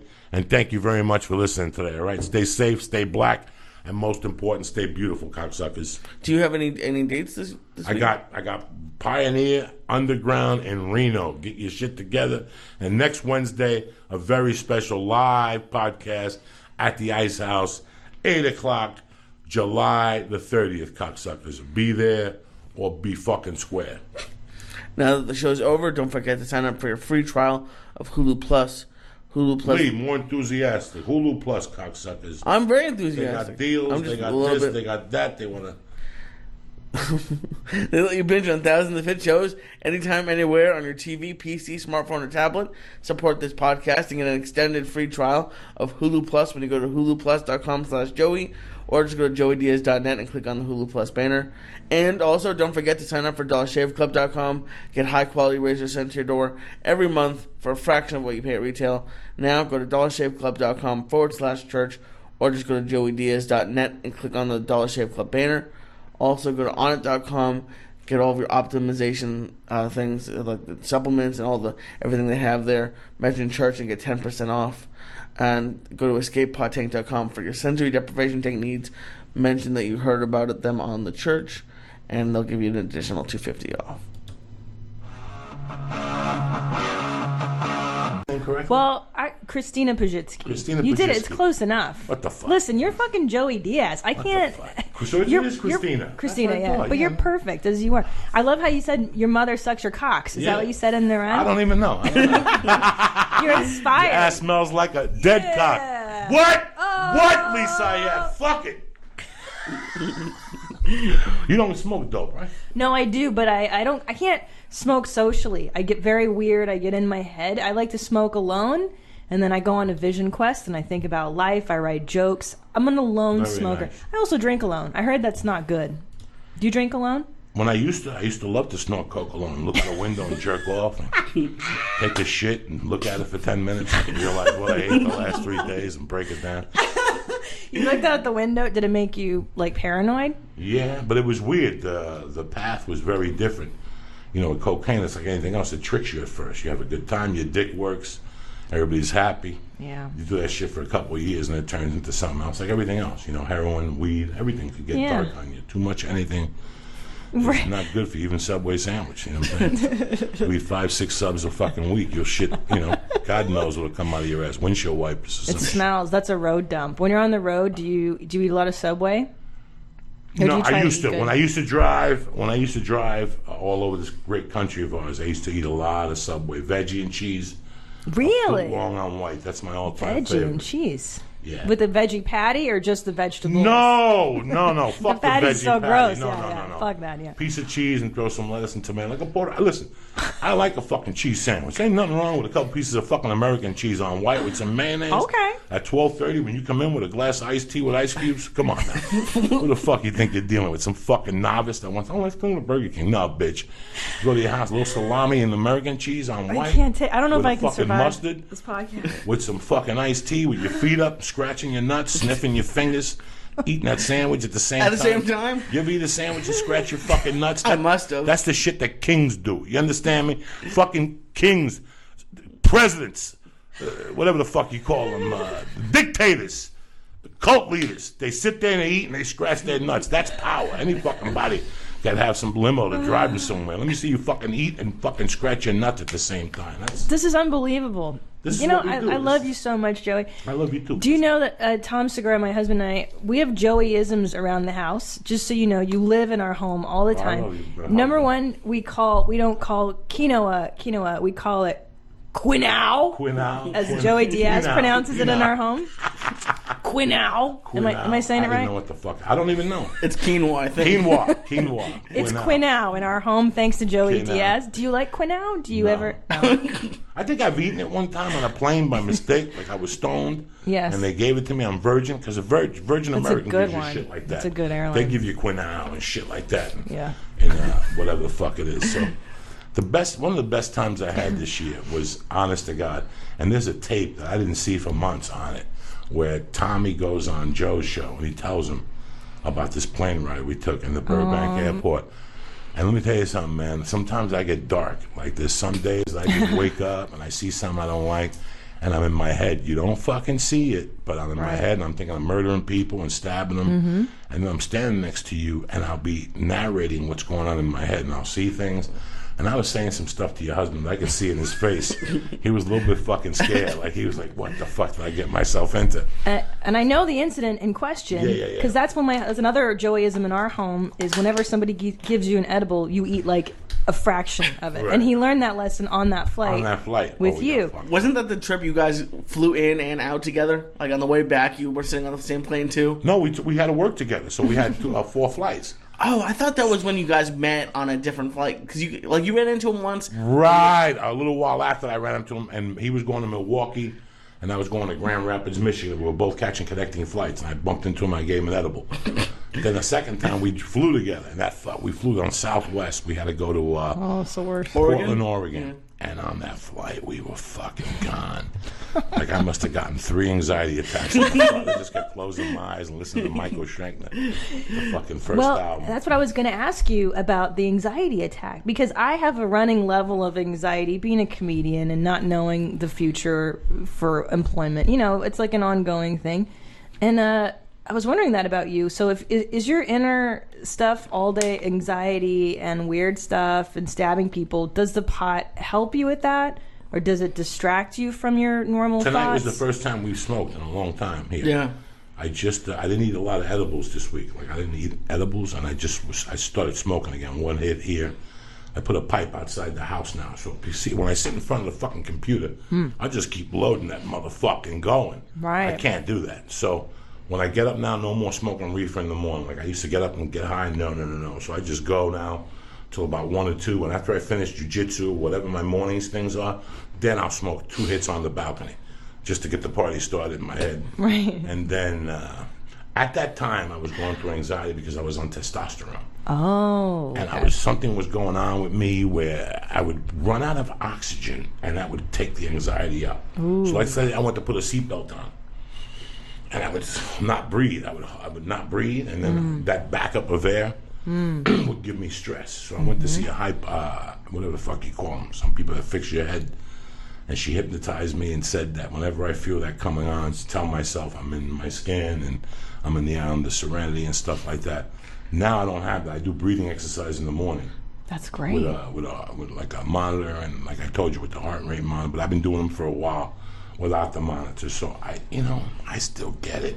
Yeah, I First have it time too. when I go to jiu-jitsu, when I start hitting the bag, when I got in the epileptical, there's a point where something happens and I get this skunk sweat that comes out of me. It's the first reaction to your body's working out, and I go into a panic mode. I can feel it. I go into panic mode, like my body doesn't know what to do for a couple minutes. It's a transition, and I can smell the sweat, and it covers. It's like humidity. It covers every part of my body. I can feel it everywhere. And after I pass a certain point, boom, it goes away. But for those 30 seconds, it's go home. You're going to have a heart attack. What if you die? You can't do the podcast. You'll never see your daughter again. It's all these negative thoughts shooting in my head, machine gunning machine gunning to get out of there. Don't do it. It's the same things that happen to me before I go on stage sometimes. It's like a reverse thing where everything just comes out and tells you you're a loser. You know, you're not going to do it. You're going to bomb. They're going to hate you. What is that? You know, I was telling Dom Herrera at the Ice House that day at 5 o'clock I was thinking of calling the Ice House. I caught myself thinking about calling the Ice House and going, I'm done. And I knew that if I canceled, I'd have to quit comedy. Like, I was in that deep in my head, ladies and gentlemen. This is 3 fucking weeks ago. 3 fucking weeks ago, I'm sitting on my couch on a Friday thinking about why the fuck did I take this weekend at the Ice House with Dom Herrera? If I cancel this, I'm going to have to quit fucking comedy because it's going to get out that I canceled at 5 o'clock. I pulled the Mitch Hedberg in Baltimore.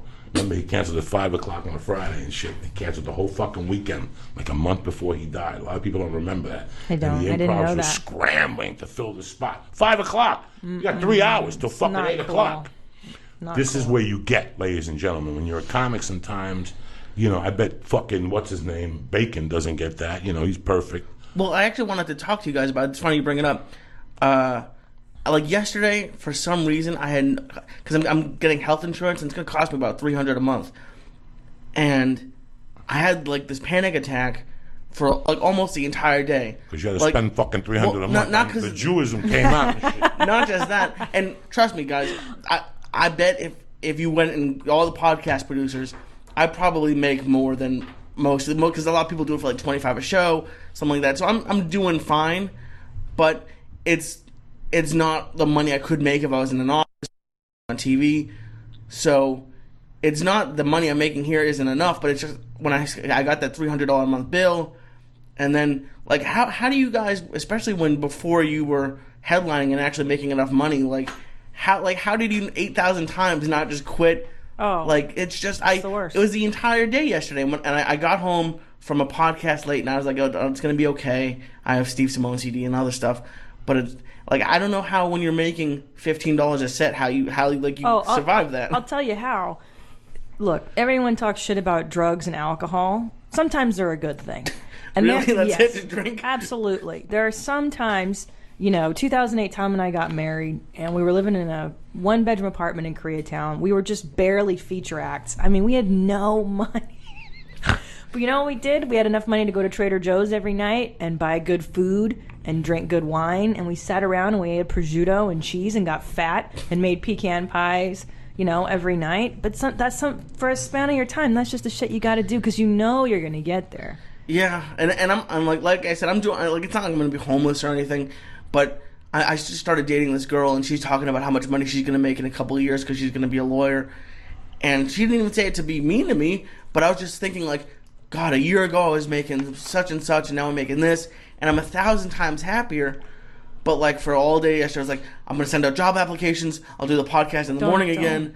And I can't imagine making $15 at the Comedy Store. We've all heard a lot of your stories, Joey, but it's just... how did you? Because when you were making money at like a car dealership, I'm surprised it took you until right before we met to start thinking about doing that. How do you feel on the second of the month? Me? Tell the audience how you feel on the second of the month when you're a feature act. Oh my God. And they don't book features till a week or two before. Yeah. So it takes this courage. Yeah. Is it a courage? Balls, courage, lunacy. Almost, it's risk taking to the point of insanity. Like you're just, but the alternative is worse. The alternative is I go back to law school. I dropped out of law school after 2 weeks to be a comic. Oh, wow. So the alternative is I've been fired from 22 jobs. I was fired from or quit 22 jobs in 4 years before I became a comedian. I didn't have any other options. I fucking blew them all, dude. This is it. What else? What's Joey Diaz gonna do for a living besides be a comedian or an actor? Like seriously, like our digital footprint now, you can't fucking go work in an office. People, hearing you say all this crazy shit on podcasts and your albums, no way. This is it. It's amazing how you feel on the second of the month. He's back to the second. It's Tell amazing. me. It's just the scariest fucking thing. Because you just paid rent. You just made rent. Yeah. You probably have 3 or 4, maybe $100 gigs that you have to drive on the books. Your rent is $350. You have to pay, let's say, $500 for miscellaneous grocery. In my case, I had child support, a coke habit. So I cut out the building. I would live on people's couches so I could snort coke. I gave up my privacy. to snort coke. But back to that question, how you feel in the second. You have to wake up. It's just amazing how you think of your bills and you get scared. Yeah. For about course. 6 minutes. Yeah. You get scared and you tell yourself, okay, so I could borrow. I got my mom, I got my Uncle Tony, this guy will lend me money. It'll be okay. But then any normal human being would go, you know what, I'm going to go look for a job. That's the question. When you say that to yourself, I'm going to go look for a job, what do you tell yourself to make yourself believe that this month is going to pan out? What did you choose to tell yourself? What would you tell yourself on the fucking 8th when you just got to fucking listen?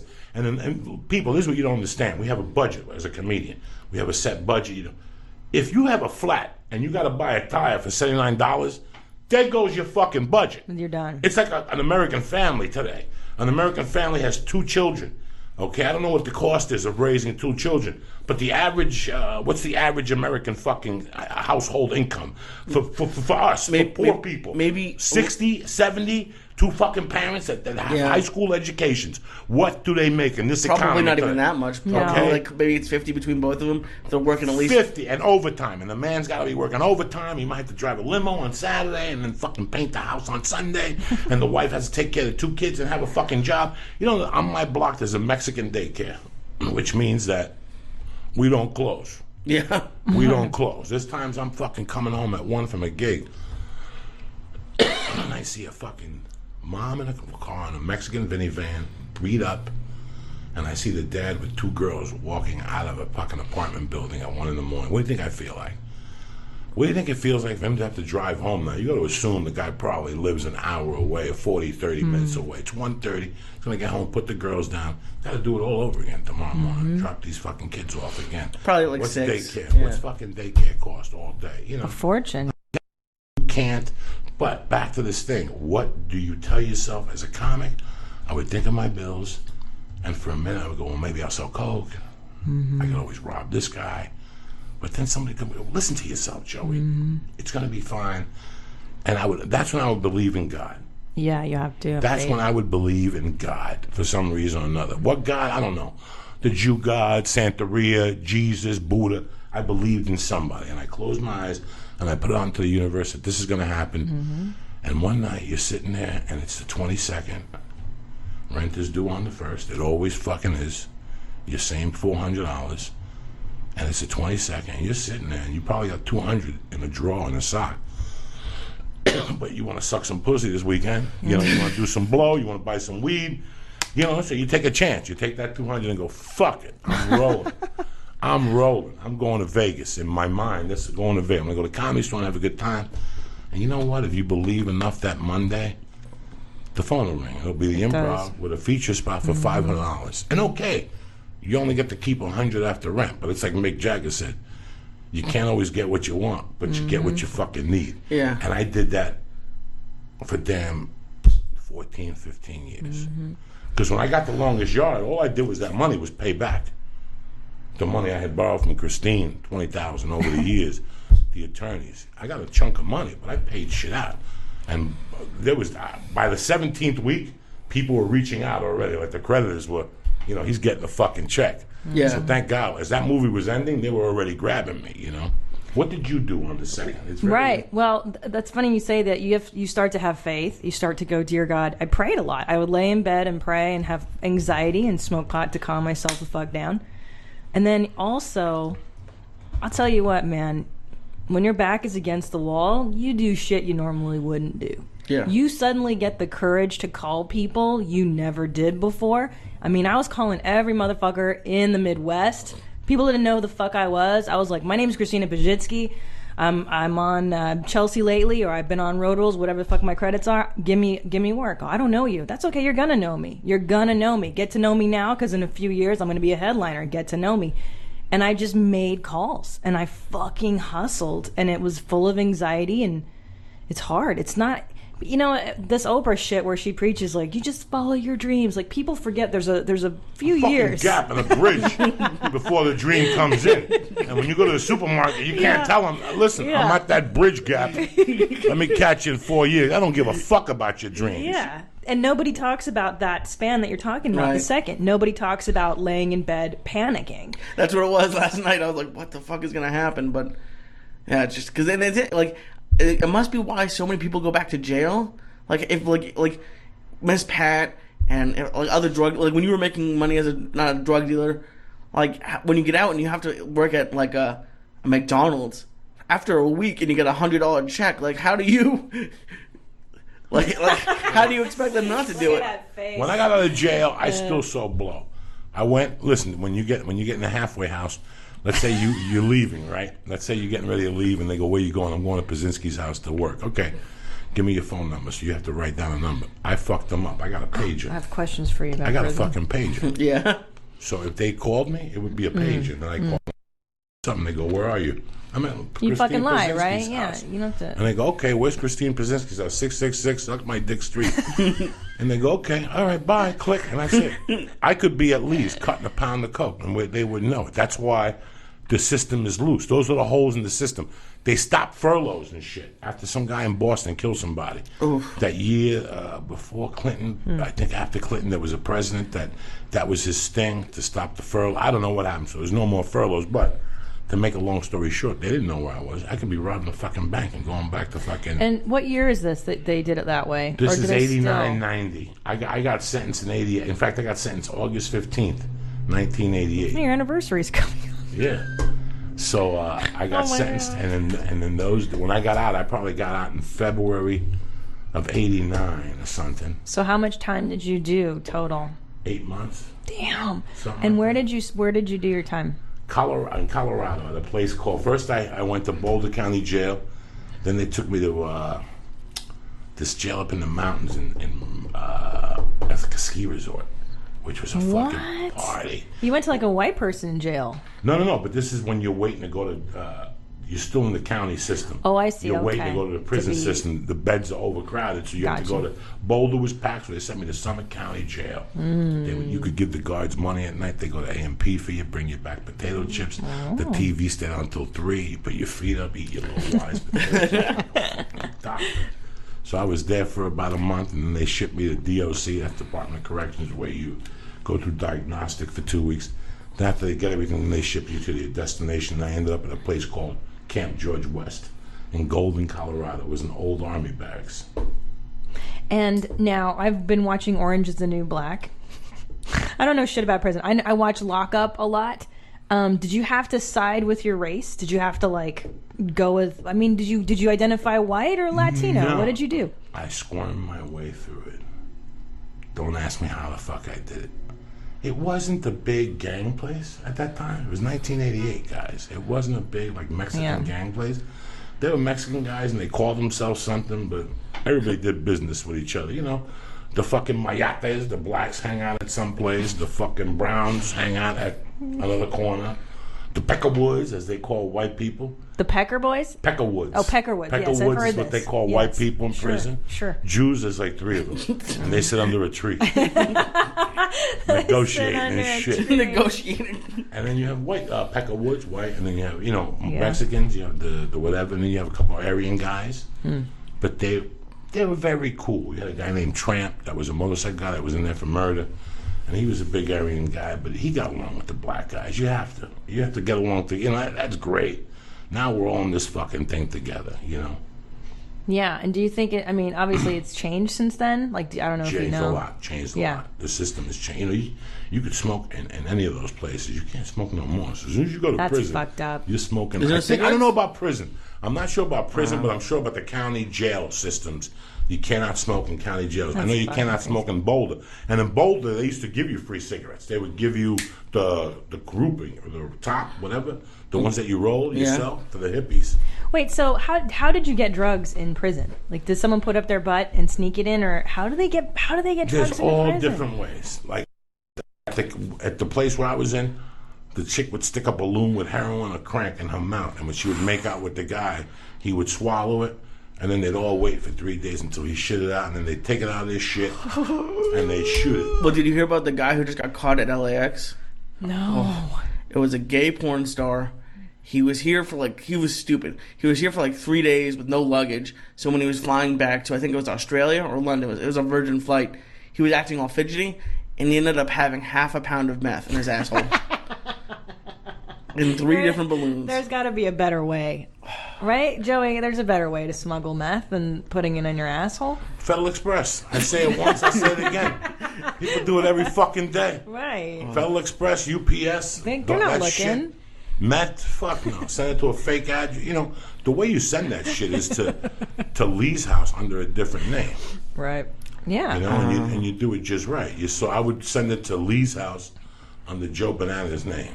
And Lee would take it in and then put it on. The cops are still going to go to your house on watch. Oh, okay. They know it's in there. So they'll go to your house on watch to see if you keep it. Yeah, if you accept if you take it and then just put it in the garbage and watch the garbage for an hour or two. Make sure no little kids go over there. And then when everybody disappears, go back and grab it. And now you know for sure. Sorry, say this part again. So the cops watch you. Let's and say if if they know accept there's the meth. package- If they see it in the package. This shit that comes to my house every fucking day that belongs to somebody else Sure, who lived there sure. before. You understand me? So the sender's sending it from somewhere else. Right. And the guy at Lee's house is Pete Holmes. I'm just using the name. Pete Holmes. He's a porno guy, right? In the Yeah. 70s? Yeah. Pete Holmes. Boom. Fucking Lee Syed's house. So I don't accept the package. You don't accept it. You don't even know that. It just comes. Gotcha. You get home from work and it's sitting in front of your house. Gotcha. And you look at it with the rest of Toss your it. luggage and you don't know. You walk in, leave it on the table for a little while, just in case the cops are outside. Gotcha. Oh, And then good to know. put it on your thing. You know how when you put mail back on your thing, leave Yeah. it up there for a few hours. If the cops don't come get it, now you know you got yourself 3 pounds of fucking meth or whatever the fuck they. UPS and all that other shit's probably scarier. You know, there's got to be dogs at these fucking places. Got to be dogs at these fucking places. I'm just, you know. That's why when I went home after the first year of working with you, you gave me a couple edibles, and you said just pack it, and I got too scared to put it in the X-ray on with the check bags, so I had it in my backpack. But now they're doing second TSA checks, they'll bring a little cart to the front. There's a fuck. Oh, I was so Animals scared. Already popped by the time No, they what? get there. See, I didn't pop Bro, anything. I popped that motherfucker on the. Listen, when I go through, when I was in San Jose, what's his name? Gave me a Chiba Chew. Butch gave me a 70 milligram Chiba Chew, and I put it in my pocket. And when I got up the next morning, I was cleaning out my pants. I put my shorts on, and it was in there, and I just put it in my pocket. At the fucking airport, the security line, I realized I got a Chiba Chew in my pocket. I just put it in the thing. Just Next eat to it. my shoes with the fucking phone and the shoes, and I wait for it to go by, and I took my Chiba Chew and blasted it when I ate breakfast. Now, I also heard, I knew a girl that would put weed in her cooch, not in her cooch, but in her underwear, right under your cooch. That's a good place to put it. There's a pocket sometimes in women's underwear, and that's a really good place. That's a great place to put Yeah, it. because who's going to really And search you take your... a little blood and you put it on there, so even if they do take your pants off, you know what I'm saying? You put a little fucking blood in that snatch, and that shit is good to go. Ain't nobody gonna touch that little wounded bat. You know There you go. Now, I also have another question. Go ahead. White Lightning. Did you ever drink any prison hooch? No. White Lightning or Pruno, as they call it? A couple guys made it, but no. I don't see you drinking I that. did heroin in prison. I Yeah. did crack, meth, 2 or 3 times with this white dude Clark from Philadelphia. Tatted up, big motherfucker, tough, not muscle. He was big, he was muscular at one time, but when I met him, he was 34. I had to be 28, and he dug me. He was from Philly, he had freckles and shit. He was Irish, and his chick would come in. That's who would shit the meth out. So I would walk by his room and see him and his cronies waiting for the meth, this is the end of the world. But I was slick. I used to visitation is Saturdays and Sundays. I didn't want visitation on Sunday. I wanted to get my dick sucked. So I took visitation on Mondays and Tuesdays. So I had this huge room all to myself. And I'd make my girlfriend come in with a skirt with no undies on. So I could eat that fucking monkey right there at the visitation table. And I would sit under the window. So there would be a guard outside your door with a window. So I would make her sit on my face and look out the window to make sure the guard wasn't looking. Who the fuck you think you're dealing with, Lisa? Yeah. That's Mondays crazy. and Tuesdays, she was allowed to bring food.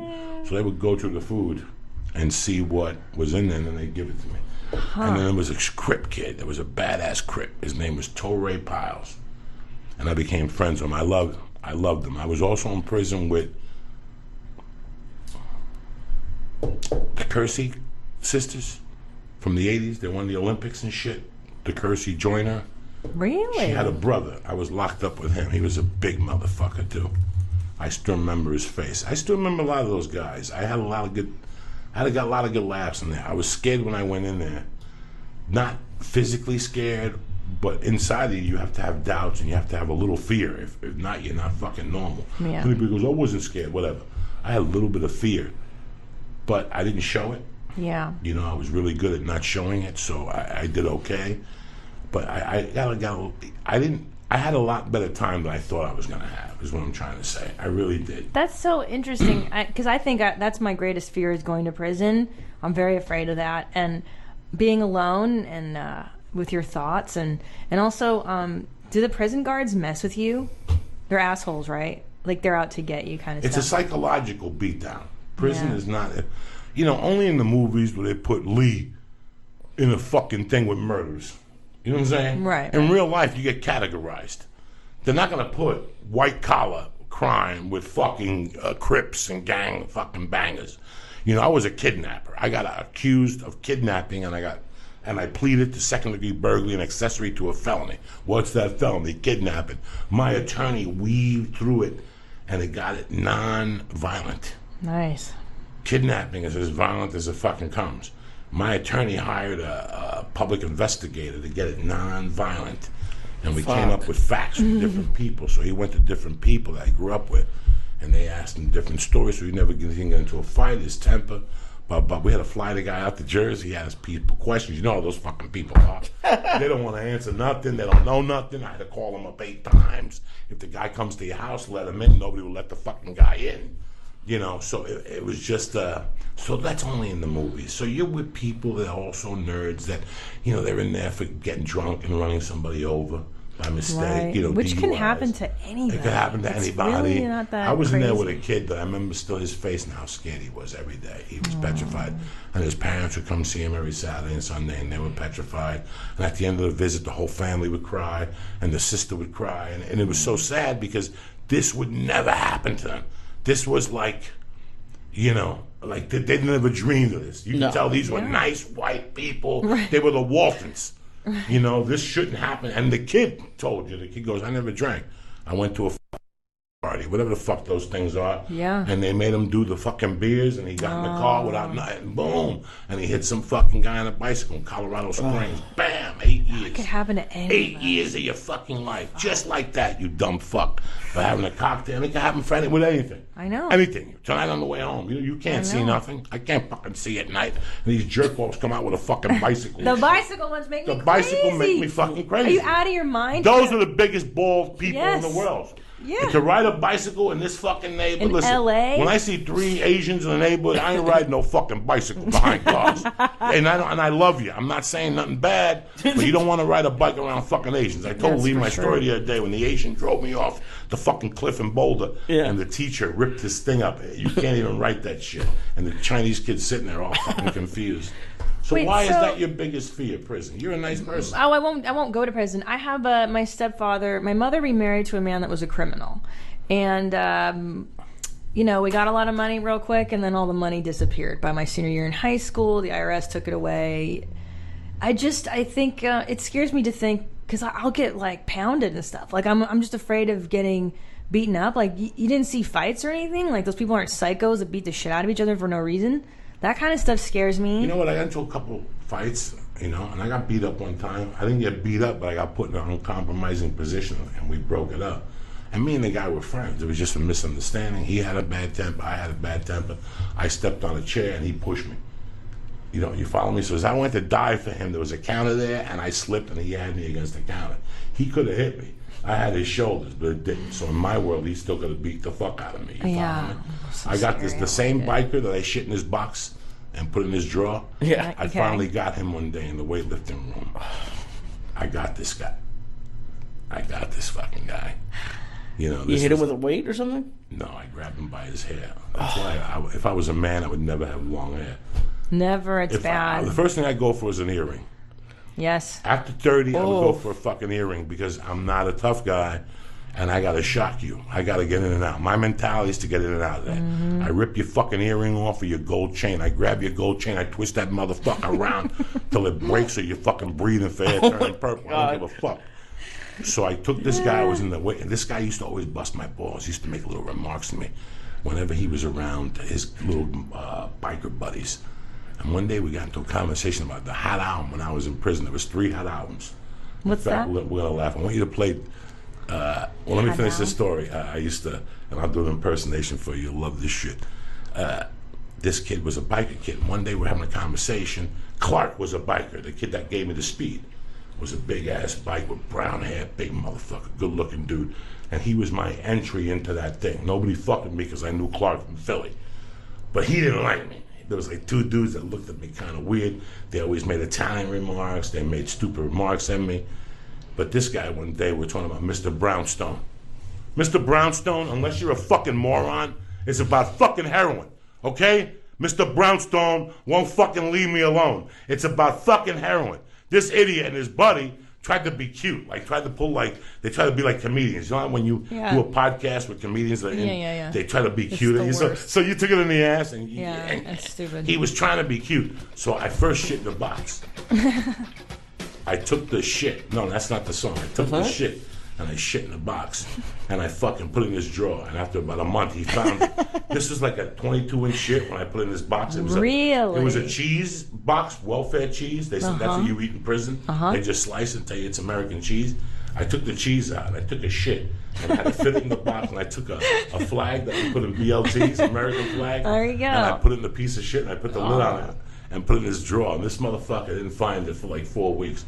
He finally found it, and he was like going crazy. Somebody shit my thing, and I thought that would satisfy me with him, but it didn't. And I knew I wanted to jap this motherfucker. You did. So I had like a month left in there. I knew I had gotten my reconsideration, So you were on your way out. You was knew on this my is way your out. last chance. Yeah. but I didn't. If you know anything about Joe Diaz, this guy was not getting away with this. I knew something. I was either going to steal his radio, something, his jacket, something was going to go down. And I'm in the weight room, and the weight room was / a combination weight room, laundry room. Mm-hmm. So he was in there doing laundry. You could pitch your laundry in for the weekly thing that don't cost you nothing. Or if you prefer to do laundry on your own, they had 2 machines in there. You go in there. So I'm lifting, and he's talking shit to me. And it's just me and him, and there ain't no cameras. And I asked him, what happened? And he goes, you know, he's one of those guys. You know those dudes that smoke a cigarette and they laugh when they smoke? Like they're like he like that fucking song I can't stand. The Boys Are Back in Town. I hate Like, that fucking song. I fucking too. hate that It song. makes me so angry. Because if you're a guy and you sit around with your buddy like, yeah. go shoot yourself tonight. Don't even let the podcast finish.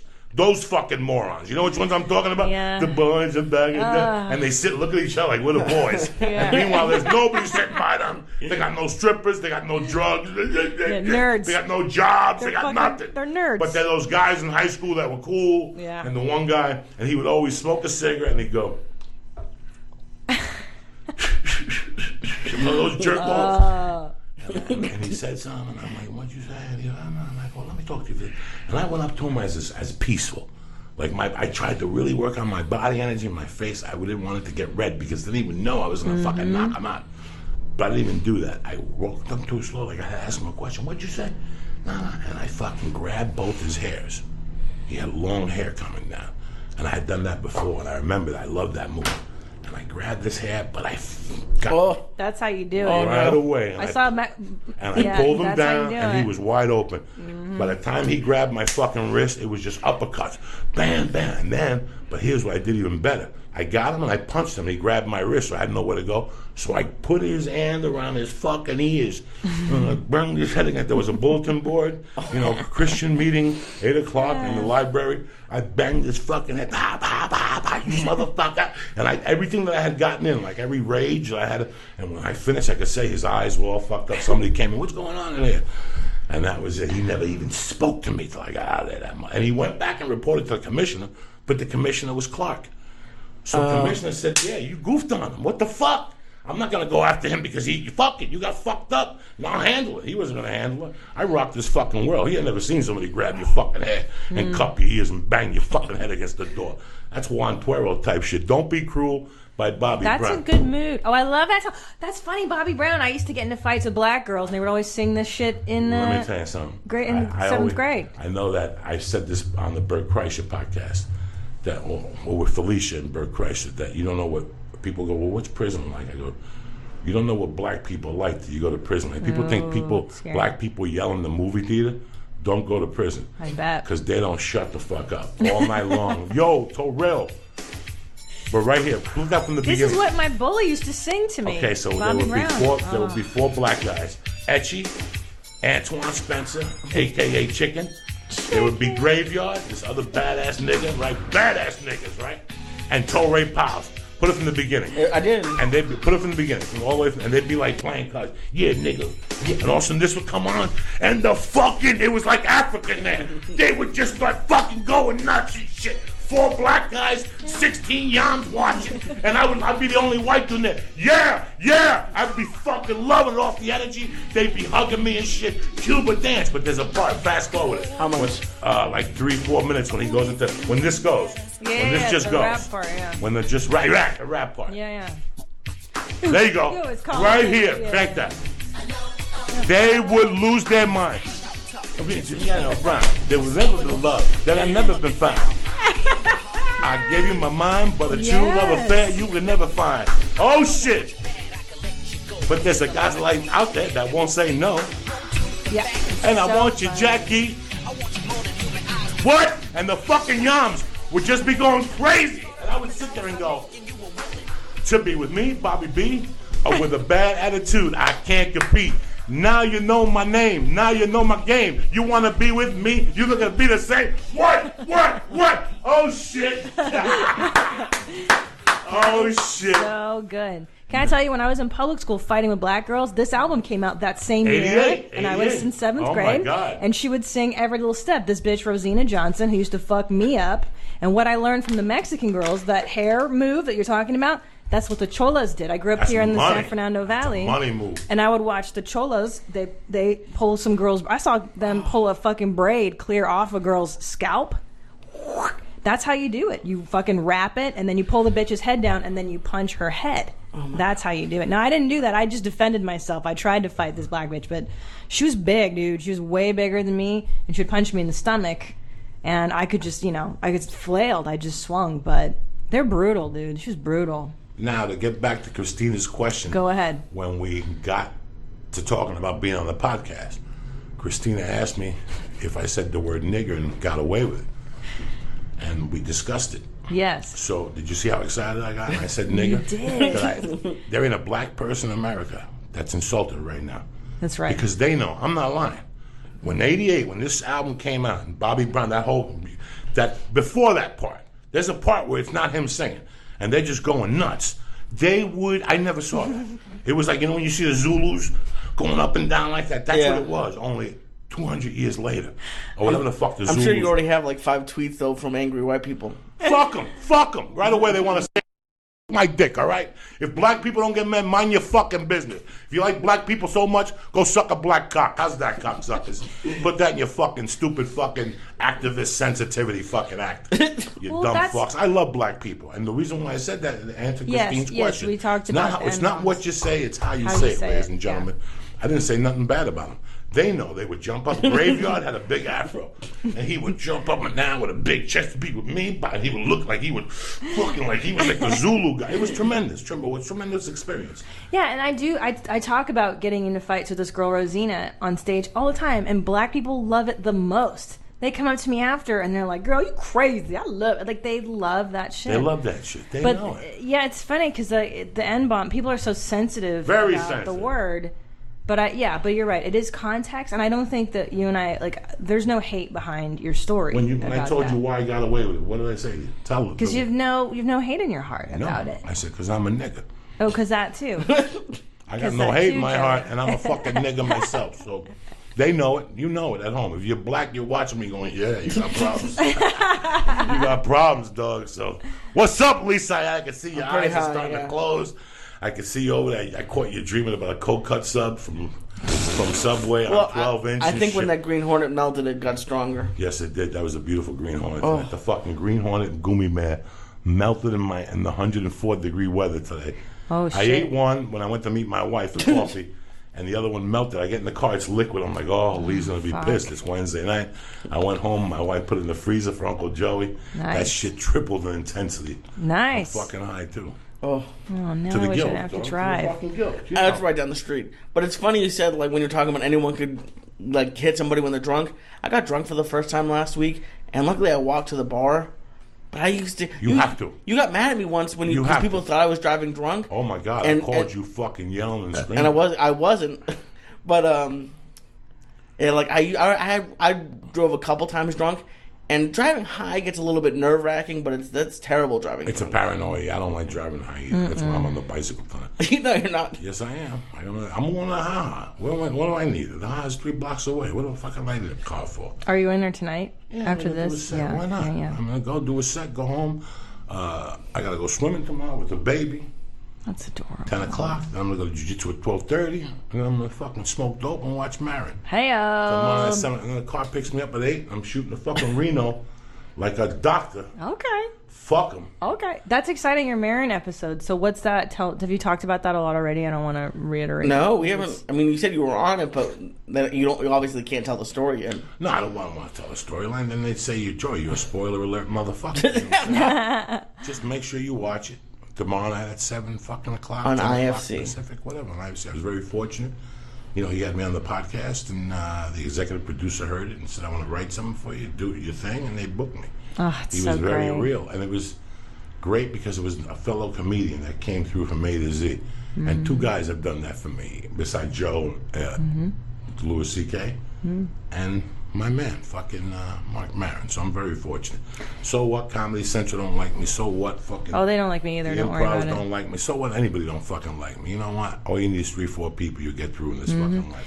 The rest of them can suck your Can I dick. tell you? You're right about that because not everybody likes me. There's certain festivals won't have me for years. There's clubs that will never have me.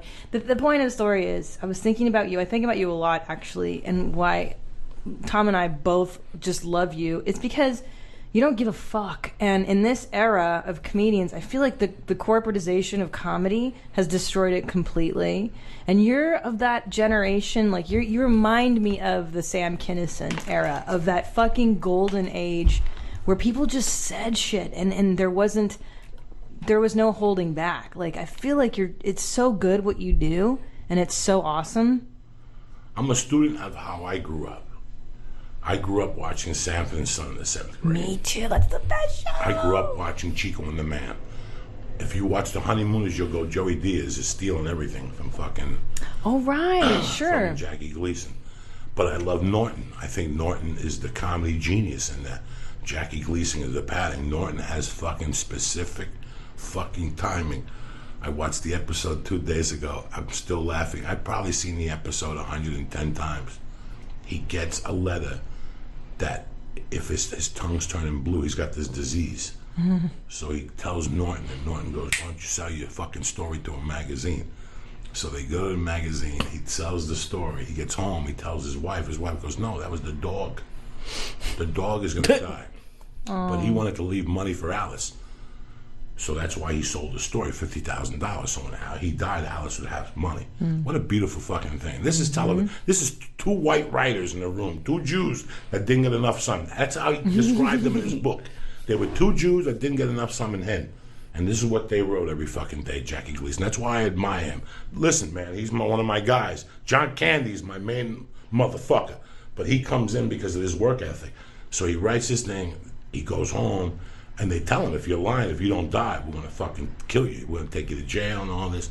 We're going to take you to prison and lock you in there for 20 years. So when he finds out he's not dying, he goes to Norton, and he goes, Norton, I got to go in there tomorrow and give him the money back and tell him I got a problem. And he goes, what am I going to do? He goes, why don't you go in there and tell him that a doctor called you and you don't have monochromia and you're going to live, and give him the check back. And he goes, all right. He goes, who am I going to find to play the doctor?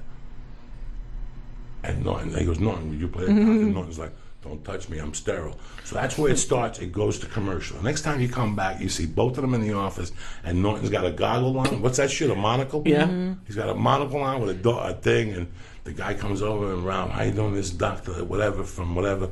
And he goes, here's the check and the thing. I found out I'm not dying. He's going to cure me. Thank you for the opportunity. He goes, wait. He goes, just like Ted. He goes, why don't we do a story on the doctor? And he's like, no, he's very shy. And Norton goes, a few pictures wouldn't hurt. What the fuck? So you know, funny. that's how, but his timing, Christina, he goes, Dr. Norton, what college did you go to? No, he goes, what school did you attend? And Norton looks at Ralph and he goes, PS 86, Oyster Bay. And he goes, no, what medical school? Right? Yeah. What fucking medical school?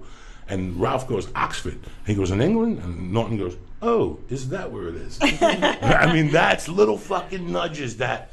So that's what I grew up watching, Christine. So that's my mindset. I also grew up that you're a man. I grew up watching men. I grew up watching the Jerry Lewis roast, whatever, the Dean Martin roast. That's the where shit, you were allowed man. to drink. Yeah. Where you were roasting people and getting fucked up. Fucked up. Dean Martin would get fucked up. Okay, these were men, and they acted like men. And it was a different thing, you know. It was just a different brotherhood. It was one for all. These guys did everything together. I feel now we're against each other. Oh, I feel that's now that even interesting. when you see these comedians, you know they don't fucking like you. No, I What do you hate think? I'm a that. fucking idiot. I know when somebody likes me. I know when somebody don't like me. I know when you're eyeballing me. I know when you're giving me the fucking evil eye. You know, I ain't that fucking retarded. You know. Well, because it's all business. I think everybody's so involved in the business that they've forgotten what the fun of it is. Just to go to the club, let your dick hang out, try new jokes, fuck with each other in the back of the room. That's what it is to be a comic. And you know what really kills me? What you're saying about this old school drinking, smoking. I grew up watching Johnny Carson, who's the fucking God of the Tonight Show, not this pussy dog shit. Fallon. Who's not even a fucking comic. Are you kidding me? This guy? He does a good job. I know, but I can't watch. He's doing a good job. I can't for watch. 2014. I can't watch. It's not the shit we grew That's up on. right, and that's when why I can't. fucking- I can't. When Carson, fucking man. Joan Can't do Rivers it. was hosting Oh, I one day, love her. and fucking Vanity was there. The chick Vanity, and she was dating Oh, Prince. yeah, I She love- was dating fucking Prince, love and Joan was ripping into her on national television. how you doing? Like, you know, you dating Prince. You know, he makes Michael Jackson look like a Green Beret. I mean, she was going off on him. You know, and Freddie Prince was going to take over for Johnny Carson, a Puerto Rican. If Freddie Prince wouldn't have shot himself, he would have taken over for Johnny Carson. that'd be cool. History would have been completely fucking different. Nobody remembers that shit. Then Jay Leno came in. I remember when He Jay used to ruined it. host. I hate it. And when he hosted, but listen, that's what it became. When it was, listen, you could meet people, like you meet people, but they're not your friends. Right. I mean, I met LL Cool J. I worked with LL Cool J for 2 fucking days. We laughed from bell to bell both days. I didn't go up to him and take his number. He didn't take mine. I shook his hand, and I went my way, and he went his fucking way. When you watch The Tonight Show with, what's his name? Carson. It was like he had a relationship. Yeah. Everybody that came on. Now sometimes you watch Leno, you're like, who's this fucking 18-year-old girl? Carson would never put that bitch on. Well, how long? Carson did it for a while, right? Didn't he do it for like Yeah. decades? Carson would You never know- put that woman on. And I watched it. There's a great documentary about Johnny Carson on Netflix. I highly Yeah, I've advise seen that. it. This motherfucker was on TV from the beginning of television. Like literally, they invented TV in his small town, and I forget where he's from, in the Somewhere middle in the of Midwest, nowhere. yeah. Yeah, Nebraska. Yes, Really? I think I don't so. know, look it up. He's from the South. I think so. Yeah, and he's like, I'm gonna go on this thing called television, and then he comes to LA and he gets on the Tonight Show. They give him his show, so he's way back in the day. This motherfucker started, and yeah, I know what you're saying. There was a genuineness, I think, to Iowa. people, Iowa, because there wasn't a lot to gain from other people like there is now. Maybe I don't know. Maybe there's. It just seemed like it was a more genuine thing, a genuine time or something. When I got off the blow, the mission statement of my recovery in the back of my head, I'm not talking to you people like an AA guy.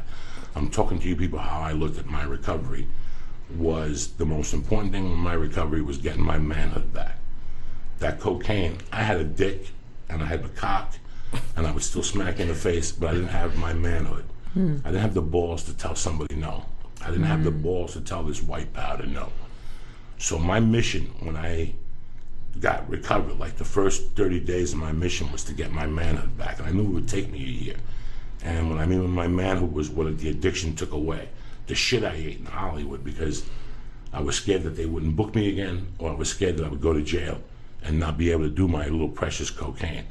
When I took that away, my manhood came back, who I was when I was 12 and 13, when I was fucking nuts. Do you understand me? When Bruce Lee died, the anger I had in my fucking heart was tremendous. Do you understand me? And then my mother died, you know, so this built up. But I went back to Coco. I went back to just Coco, you know, the regular Coco. That's what I wanted to go back to. And this is why I know good things have happened to me since 2007. I got married, I had the child. But most important, I got my balls back. You know, I don't give a fuck about work anymore. I don't give a fuck about your TV project. I don't give a fuck about anything. Number one, you better talk to me like a man and respect me like a man, and I'll respect you the same. And I'm gonna fucking own up to it. And now, that's the number one problem that you're trying to describe. You don't know what to put your men on.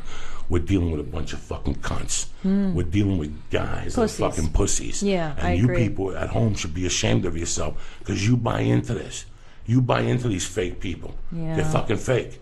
80% of those people are fake. When you hear them talking, it's something somebody else heard, and they're just saying it to be cooler than the next guy. So you go, oh my God, he really likes puppies. This guy, which give his fucking girlfriend chlamydia up the fucking ass. But you're at home thinking, oh my God, he's so sweet. You fucking jerk offs. Half these fucking people that you see, and that's what we're missing. We're Yes. missing that manhood. I agree. We're missing that manhood. I could fucking, on this hand, I could tell you, yeah, there's 1,000 comics. And, yeah, oh my God, he's so. There's 5 fucking men out there doing comedy. Men. The rest of them are fucking children fucking around. But there's men. And that's what you people, that's what you're missing. Yeah. That's what I miss. That's why you see me with 3 people, 2 people all the time. Because I miss men. I miss men, you know. We're comedians, but before we're fucking comedians, we're fucking men. And, you know, when you are a female comic, you have to, for a female to succeed in comedy, when she feels her ovaries kicking in, she's got to grab her balls. I do all the Okay, time. I let my and a nuts lot of women in. don't home going, Joey, Jesus Christ, look at all the female comedy careers. Yeah, that's It's true. when they become a woman that it's all over. Yeah. It's all over. Once they become a woman, my wife just became a woman. There's girls that do comedy, but once they become a woman, it's hard to convince a woman to do fucking comedy.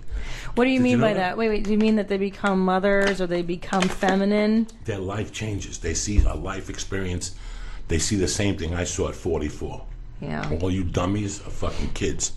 I'm a man. I've been a man for 10 years, but I didn't even know. I didn't wake up into this. And, you know, every woman takes a break. Except Joan Rivers, but they all take some type of break or, you know, something. And that break is, and I'm not saying all of them, but I'm saying a majority of them just disappear. Yeah. And the reason why they don't disappear is because you become a woman, and it's very hard. It's like me. I have a child. I do a podcast twice a week at 6, one day at 6. When I fly out, I fly out early. You could only do so much. When you're a kid, you say yes to everything, right or wrong? Yeah. Lee, come over. Let's snort heroin and light your asshole on fire. Yeah. One day you're like, whoa, I'm not fucking driving over there. Yeah. It's over. Once you see it for what Yeah, it is, yeah. once you see behind the curtain, that's what it is to become a man, to become a woman. You can't put one over on me no more. Yeah. You understand? It's over. Society, it's over. Life, you're done. That's it. I ain't taking shit no more. That's why the Who Yeah, made that I song. agree, There's a yeah. part in your life where you go, that's it. You're done. I seen it for what it is now. Yeah, me too. And then you see it again when you're 50. Then you see it again when you're 56. Then you see it again when you're 61. The longevity of it, you see the field more. And Yeah. that's all it is. We're seeing the playing field more. Yeah, I Who's a agree. good quarterback? A good quarterback is somebody who sees the fucking field. Yeah. Right? If you see a bad quarterback, he only sees 30%, 40%. You got to know what everybody's fucking doing. And that's, once you see that, I think, that's what happened to me. You know, I did something. I went off on somebody one night that people still get mad at me. A lot of industry people don't talk to me about. But that was the first movement to me to become a man. I stuck up for myself. Mm-hmm. You don't know how many times have people talked to you weird in this town? Like every day. I had a meeting with an executive last week where the guy was on his phone the entire time when I was talking, pulled out dick pics in the meeting. I'm like, are you fucking kidding me? Like, yeah. Now, if they do that 6 years from now, Yeah. you might just reach over and smack that motherfucker and eyeball him till he take and tell him put the phone and work him, put the phone down before I shove it up your fucking ass. You took me out to this fucking meeting to waste my fucking time. And the other two Gentiles at the table, they'll be frozen. You know why? Yeah. Because nobody ever did that in this town. And when people do that, right away you think your career is over. Your career is never over. Ask Cat Williams.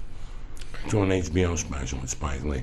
So you could call the whole audience a bunch of fucks. You know, you don't see the rest of the comics doing that shit. Ain't nobody else doing what he's fucking doing. Yeah. And he gets arrested every other week. So what does that tell you? What does that tell you? People buy the image.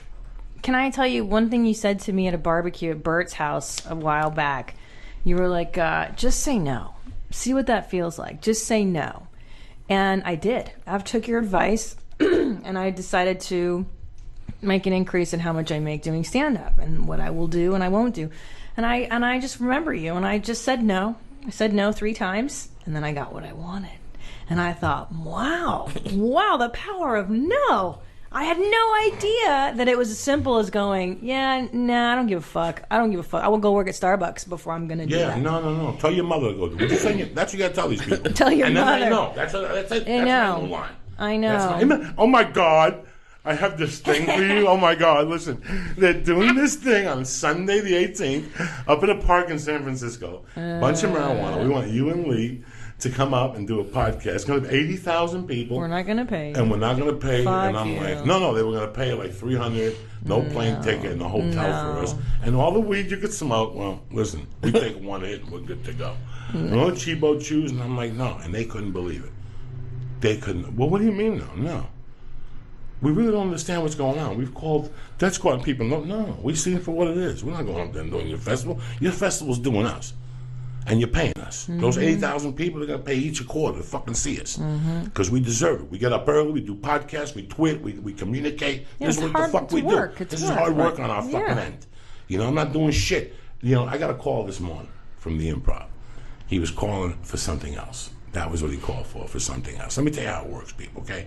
The Improv is a phenomenal chain. They're our backbone. They're our whatever, but they have little kinks in their game. They're also corporate, like anything else. Everything else is corporate, and you got to do certain things, but they can't explain what they do. They can't explain why they pay Christine a certain amount and why they pay somebody who's at a certain management company a certain amount, which is double than what Christine's getting. Right. Because it's their client. So these are all the things that you people don't know about behind the scenes. I'm giving them to you right now. And if you're a woman, by the way, they will try to fuck you 1,000 times. And I know what my husband gets, and then I go, no, motherfuckers. I know what he's getting to do that. And we have the same podcast. Go fuck yourself. Of course. Sorry. Go ahead. Very fucking weird. So you people are hearing this shit for the same.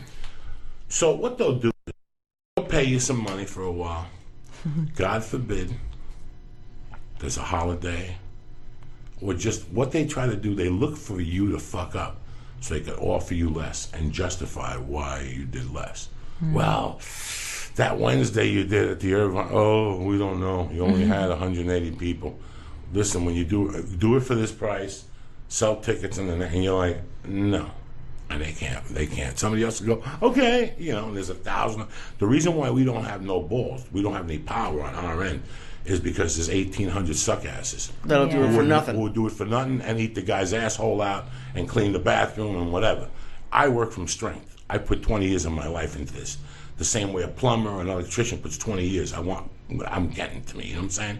That's it. The game is over. So this motherfucker calls me for something, and in the meanwhile he goes, hey, I spoke to your agent, and we want to give you Irvine Sunday, August 3rd. Listen. At 7 o'clock on a Sunday at Irvine. Good luck, yeah. Good luck. And they know It's this. going to happen. He's like, he said to me, it's brand new. People want to come see it. Not on Sunday. Not on Sunday, don't. Well, understand. First, I got a family.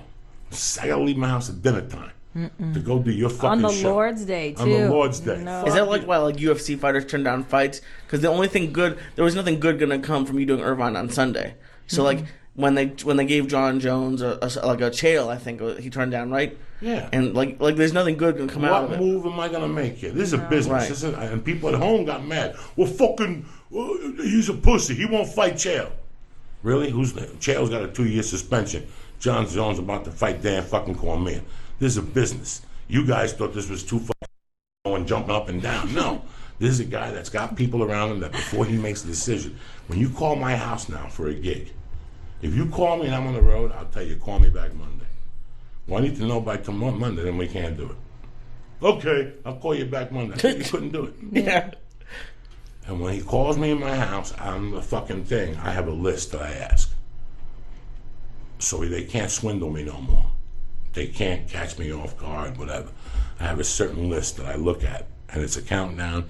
And if they follow the whole list, everything's good, then I book the fucking gig. Right. It happens with regular jobs, too. One of the last TV jobs I got called for was a night job, and they say that you're going to work 6 days, but you never work 6 days. No, you never know. And it never happens. You can leave early. And, it's only 1,200, and yeah, I know you should be getting 15, but we only have 12. And it felt so good to turn it down. But that's why that's why I'm a little bit pro union. I don't really know it, but I kind of wish there was a union that I could join, because it kills. Like I'm sure plumbers listening get really pissed off when a new plumber comes in and does the job for 50, when if they did it for 200 with the good guy, it'd be done, and the 50 guy's gonna break it and ruin it, and now everyone hates plumbers. That sort of lowballing really pisses me off. Well, here's the deal: for a union to be, I had a great experience with a union growing up, because you ever work union? Or you were I'm in AFTRA. Does that really even count? No, these fucking mutts. This isn't a union. They don't do shit for you, but you just give them money. It's a racket, yeah. I joined the union. My first union was the warehouse workers union. You pay like $800 to get in. They give you a book. They give you benefits, dental, vision. I'm lying to you. I was in the electricians union. I went to the electricians union in Jersey through a back door, like a stock clerk type. I was like at 25 fucking unions. All right, and they always give you benefits, blah, blah, blah, for a while. But before that, I got into the warehouse one. And that was the best one I ever worked for, because they got fired. And I got fired for wrongful termination. So when I went to pick up my check, I hadn't seen the shop steward. I saw the shop steward, and he's like, where you been? I go, well, they fired me. You didn't know that? He goes, nobody fucking told me. How long you been fired? I go, 3 weeks. He goes, they're supposed to notify me in 36 hours. Let's see what the fuck's... Why'd you get fired? I go, I got sick. And I went home to change my shirt. I couldn't find the supervisor. And when I tried to get back in, they wouldn't answer the phone because the switchboard was closed. He goes, I can't fire you for that. He goes, come on, let's file. We filed the report. Here I was out of work like 4 weeks. Filed the report. Oh, Jesus. A week later, he calls me. Come on down. Let's go to a fucking thing, a hearing. I won. I ended up getting all my back pay, $16,000. I was a senior in high school. I worked for 10 days after that, and they went on. I got laid off. Because in the winter, you get laid off when you load trucks. So you collect unemployment. So I collected unemployment all the way till May. And my senior year in high school, because of Masback Century, when they called me back and they offered me the job back, I told them to shut up their ass. Now I'm slinging pills and coke and robbing houses. What I need your fucking $800 a week for? I'm making that an hour. And that's the thing, is that if you say no to the shit that you don't like, eventually the stuff you do like does come. But if you don't say no to the stuff you won't do, the stuff you will do doesn't have room to come in. Yeah. You know? Did you start in LA comedy? I did. I grew up here, so I did, yeah. Because the only thing, like with me, my first job, I had a shitty boss. And no matter, like, I'm glad I left, because I feel like whenever you go somewhere, they always view you as, like, the first time they saw you. Yeah. So, like, I couldn't move up in that company because I started out as a PA.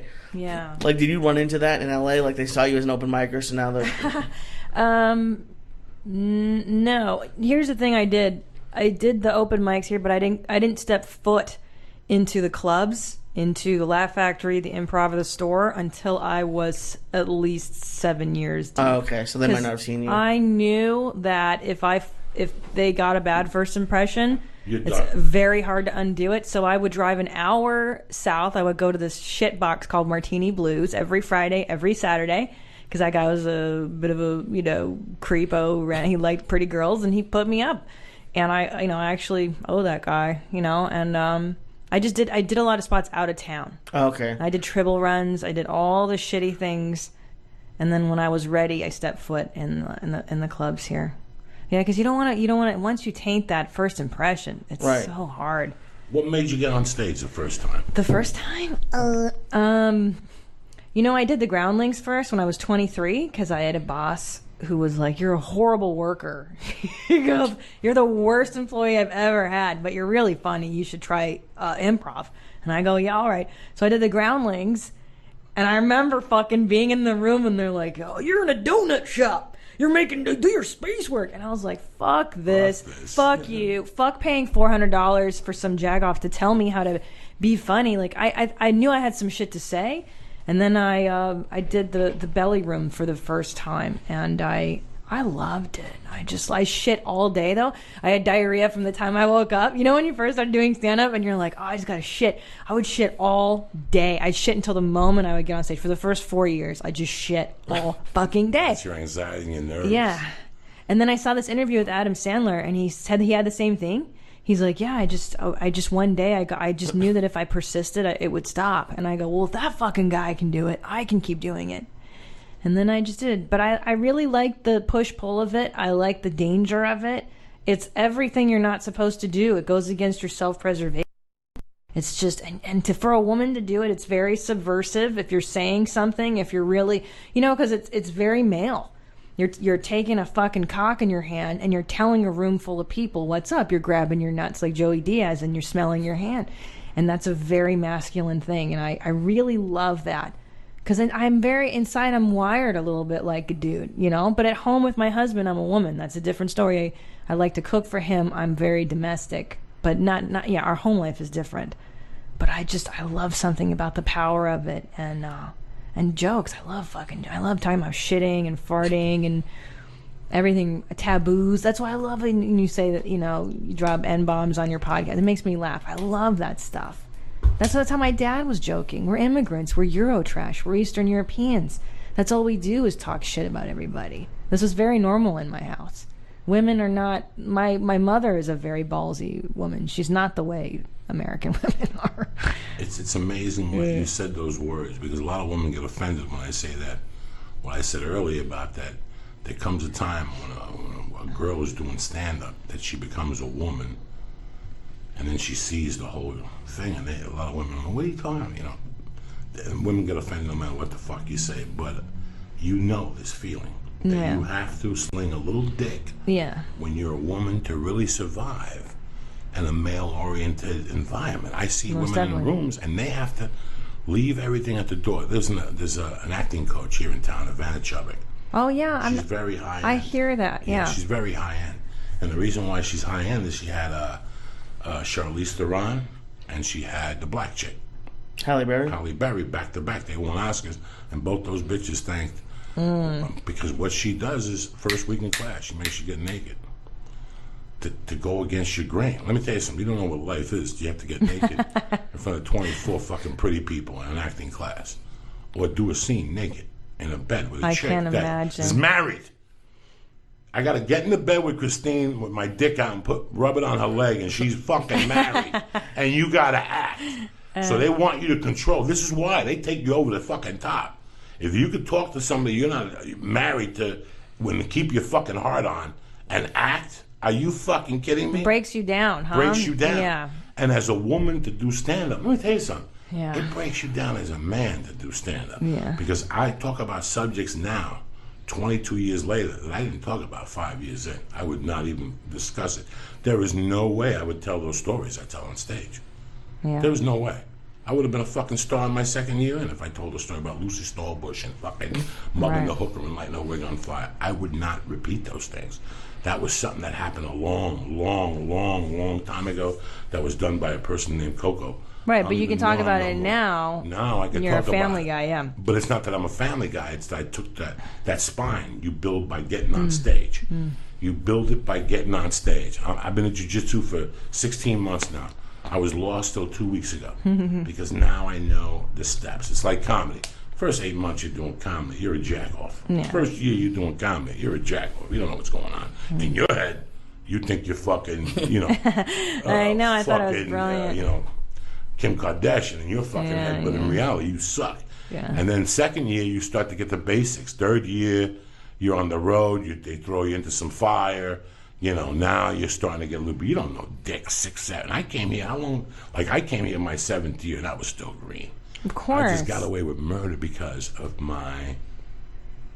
Personality? No. Stage presence. My stage presence was very confident, so it always deceived you. So you would watch me for 3 minutes and go, this guy ain't got no fucking material, this is horrible. But my stage presence is 6 years in, was overlapping still on my material. It still is till today. It's my stage presence that makes the thing go around.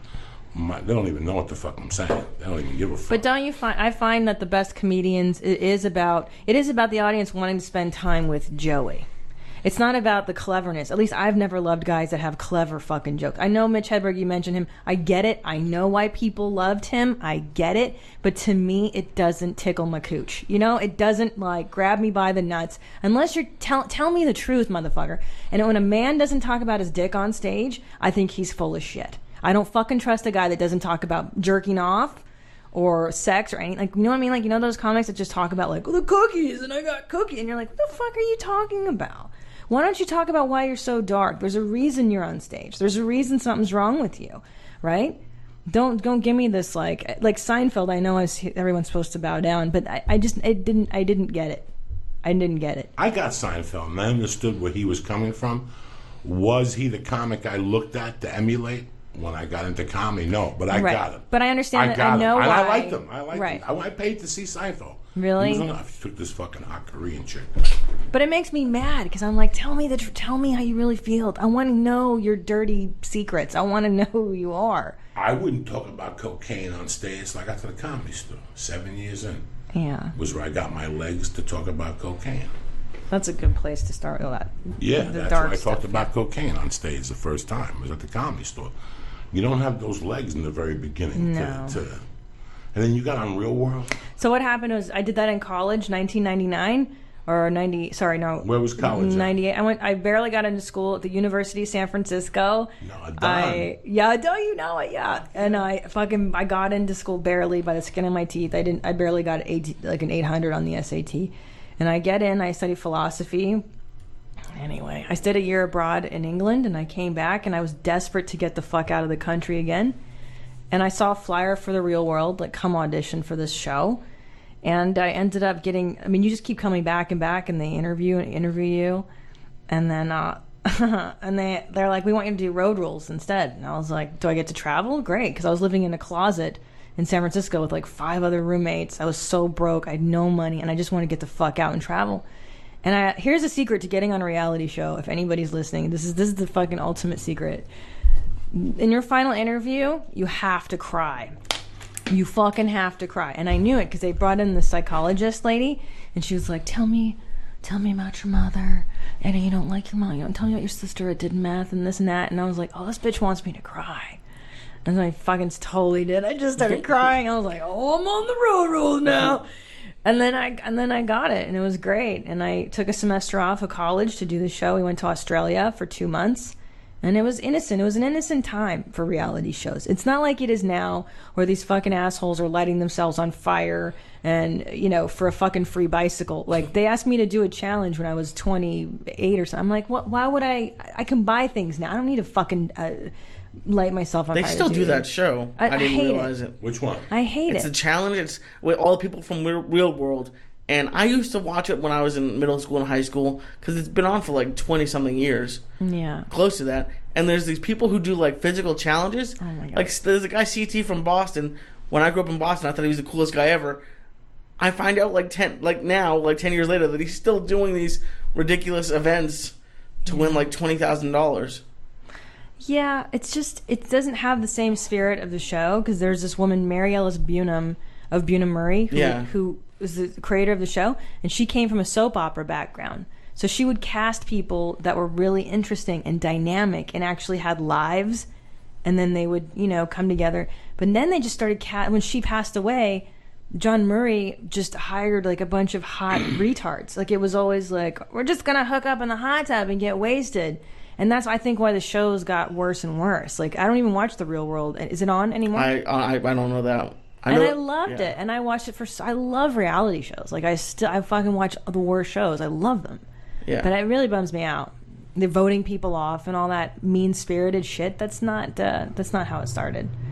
I only watched The Real World a year. The kid had AIDS. Cuban kid. 93, Pedro. 94, Pedro. Yeah. And then the chick was cute, and she started dating Puck. Yeah, Puck, I know Puck. I know Puck. I met him out crazy. here at the Comedy Store. Yeah. Yeah, but that chick was banging. I had a crush on that little innocent-looking bitch from Arizona. She was like from Spain. Oh, yeah, I remember that. Remember, she hated Puck, and then they ended up fucking. And that's always how it is. Everybody was pissed off at Puck for fucking her. This chick was innocent. But I bet that chick was hot. That's the only year I watch. I don't watch reality shows. I watched Duck Dynasty, 3 or 4 episodes. I like when they fucking ate dinner at the end instead of prayer. Yeah, it's like the Waltons. Yeah, like the Waltons. I like the old guy, the dad, the one that hates gay people. You know, as anti-PC as that is, like that's who that guy is. That's like, who you're he not gonna is. fucking change an old dude. What do you care if he hates gays? You don't have to watch him. Who cares? What do you care? You know, if you're a fat fucking fuck, guy. we love those fucking shows about food. Yeah. Oh, I love You that know, stuff that too. dude, Diners, Dives, that motherfucker. You could watch him for 2 hours sitting there. He just got fired, right? Did he really? Is that Richmond? No. The guy for No, Diners, they're Drive-Ins, putting and Dives. Richmond's show on NBC. Oh, Yeah, they're putting it on. They don't give a Wow. fuck. He didn't say nothing wrong, though. That's just fucking people that are sensitive. see, and that's going back to the Carson era, the time when people could just fucking say what they really felt about stuff. There was no Twitter though to crucify them over it. You know, what I mean, I'm sure Johnny Carson called people cunts left and right. It's really amazing how sensitive people are, and I'm surprised any like athlete is allowed to have Twitter. Like it's just there's always a scandal every couple months, and it just happened yesterday with an old coach. I'm surprised any of them do it. Like it's just so easy to piss someone off in 140 characters. That's scary, dude. let me give some shout outs real quick. Yeah. Get this fucking party started Yeah. here, you know what I'm saying? Okay. All right, my man Nick Pompa, Neo Savage, Vix Berg, Jesse Wright, my girl Joey Rooklyn, looking better than a motherfucker, John Shaw, John Keats, and Chris Cruz. I love you, motherfuckers. That's it. Where's the music? You don't Who know are these music? people? Are these your listeners? These are people who fucking send me shit on Twitter or Facebook. I probably nice. post. These people shouts out. They support your yes, show and most definitely. makes them feel nice. Okay. Oh shit! Isn't this Big Daddy Kane? Hey, my husband just met him. No, this is Raw, right? Okay. Oh shit! Oh Okay. shit! Goalie, goalie, wiggly, goalie, goalie, goalie, goalie. So Wednesday night, bitches. What the fuck you want? What are you doing? What are you gonna do? Watch TV? Sit there and fucking pet the dog like a fucking half a bag? Fuck it. It's Wednesday night. You're up. You're late. Who gives a fuck about work tomorrow? You're getting paid Friday, not Thursday. Fuck 'em in the ass. What? Fuck him in the ass. Constantine Rain, you're fucking up, cocksucker. You're lucky I love you over there in Germany with those fucking neo-Nazis you're running with. So we got Christine, whatever your fucking last name is. Pajitsky. This kettlebell's kicking in. Oh. And I'm fucking hot. You want to put go the air get on weird? for 2 Sure, minutes? yeah. What the fuck? Put the air on for 2 minutes. Who gives a shit? So you're in Ontario, California this week. Ontario, California at the Ontario Improv this week. They actually got my husband and I to do a week together, which is very rare. So if you want to see Tom Segura and myself do jokes, This whole weekend? Friday, Saturday, Sunday. The Good for Thursday you. show's not there for some reason, Now, which is fine with me. Who goes up first? You go up there I and know put some everyone heat? asks that. You go up there and throw some heat in front of your husband and fuck his world up? I'll tell you what. Make him stutter a little I bit? think what we're gonna do. I think we're gonna flip a coin. I think that's the best way to do it, so nobody gets weird. What do you Well, it's think? 5 shows. Split it down the middle and flip a coin for who gets the third show to headline. Okay. So just go to pick them and just go, we'll flip a coin for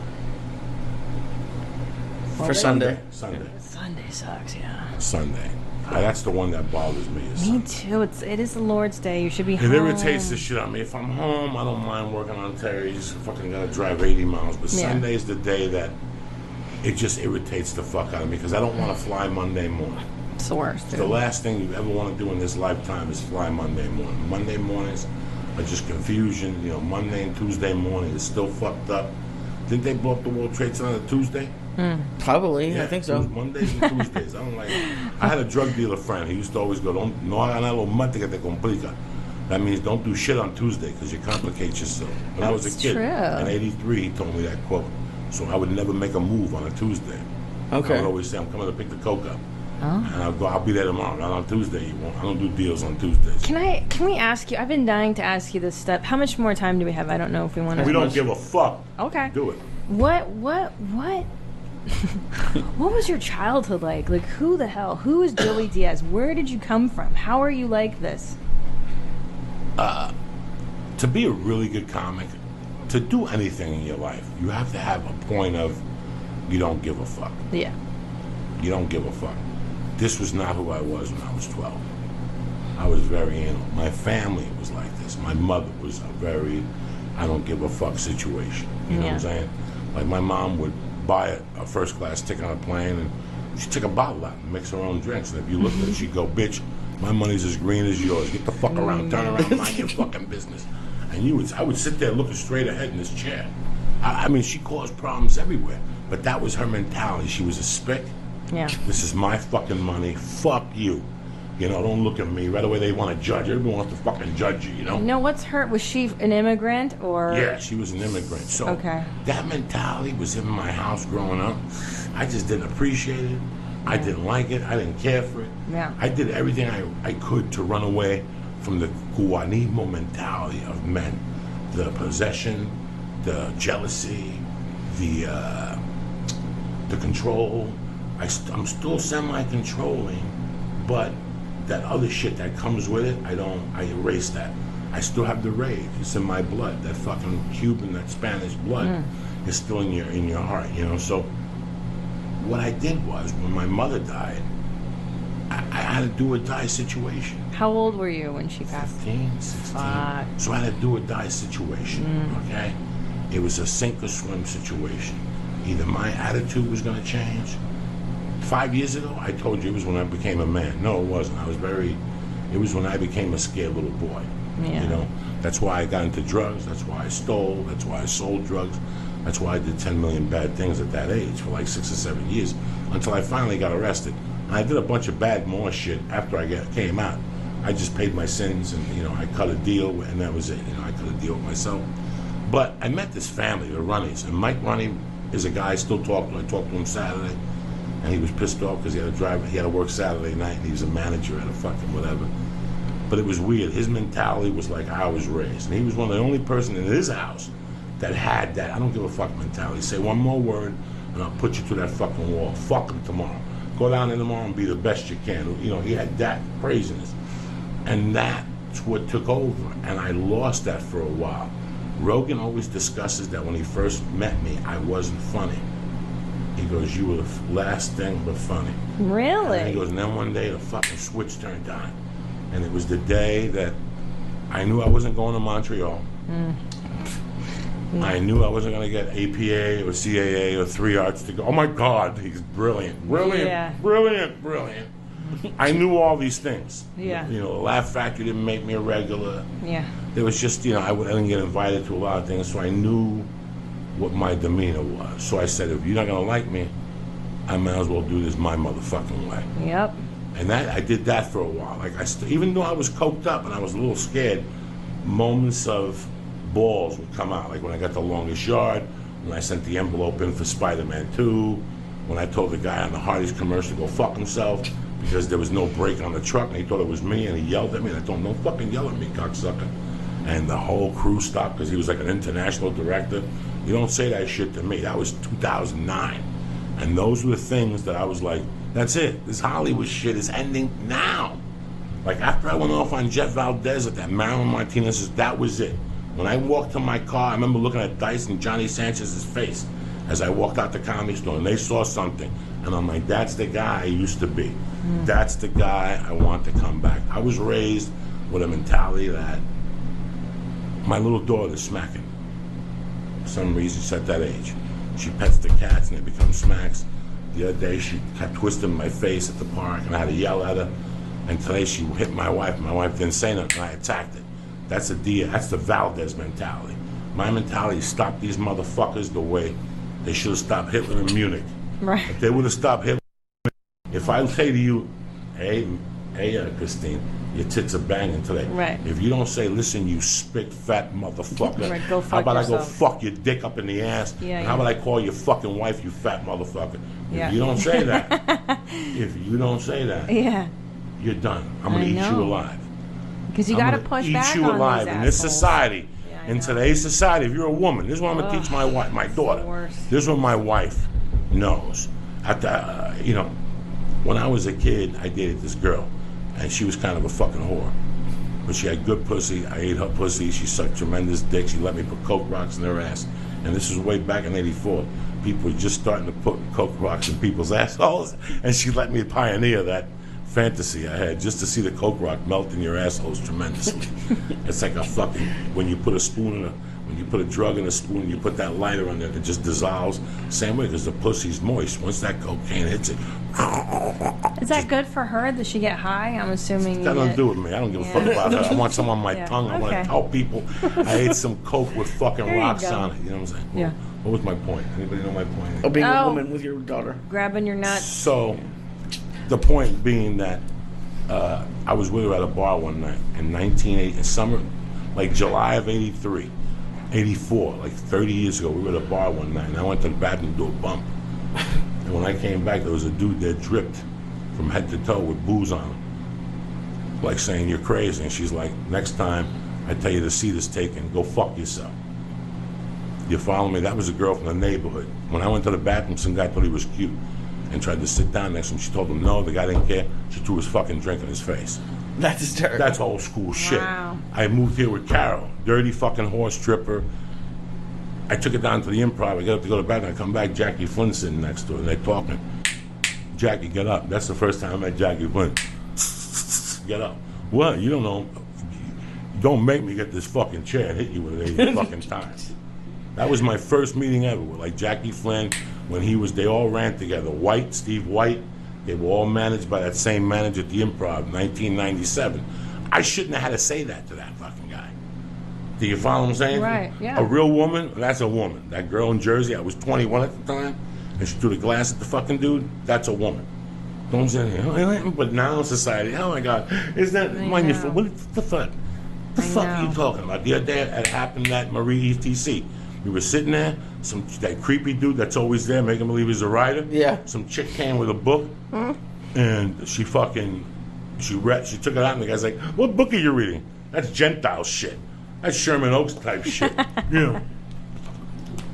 What book are you reading? That is Gentile And she looked at him, dog, and she went, "Does it matter?" You understand me? Yeah, That's abroad. I don't. What are you doing?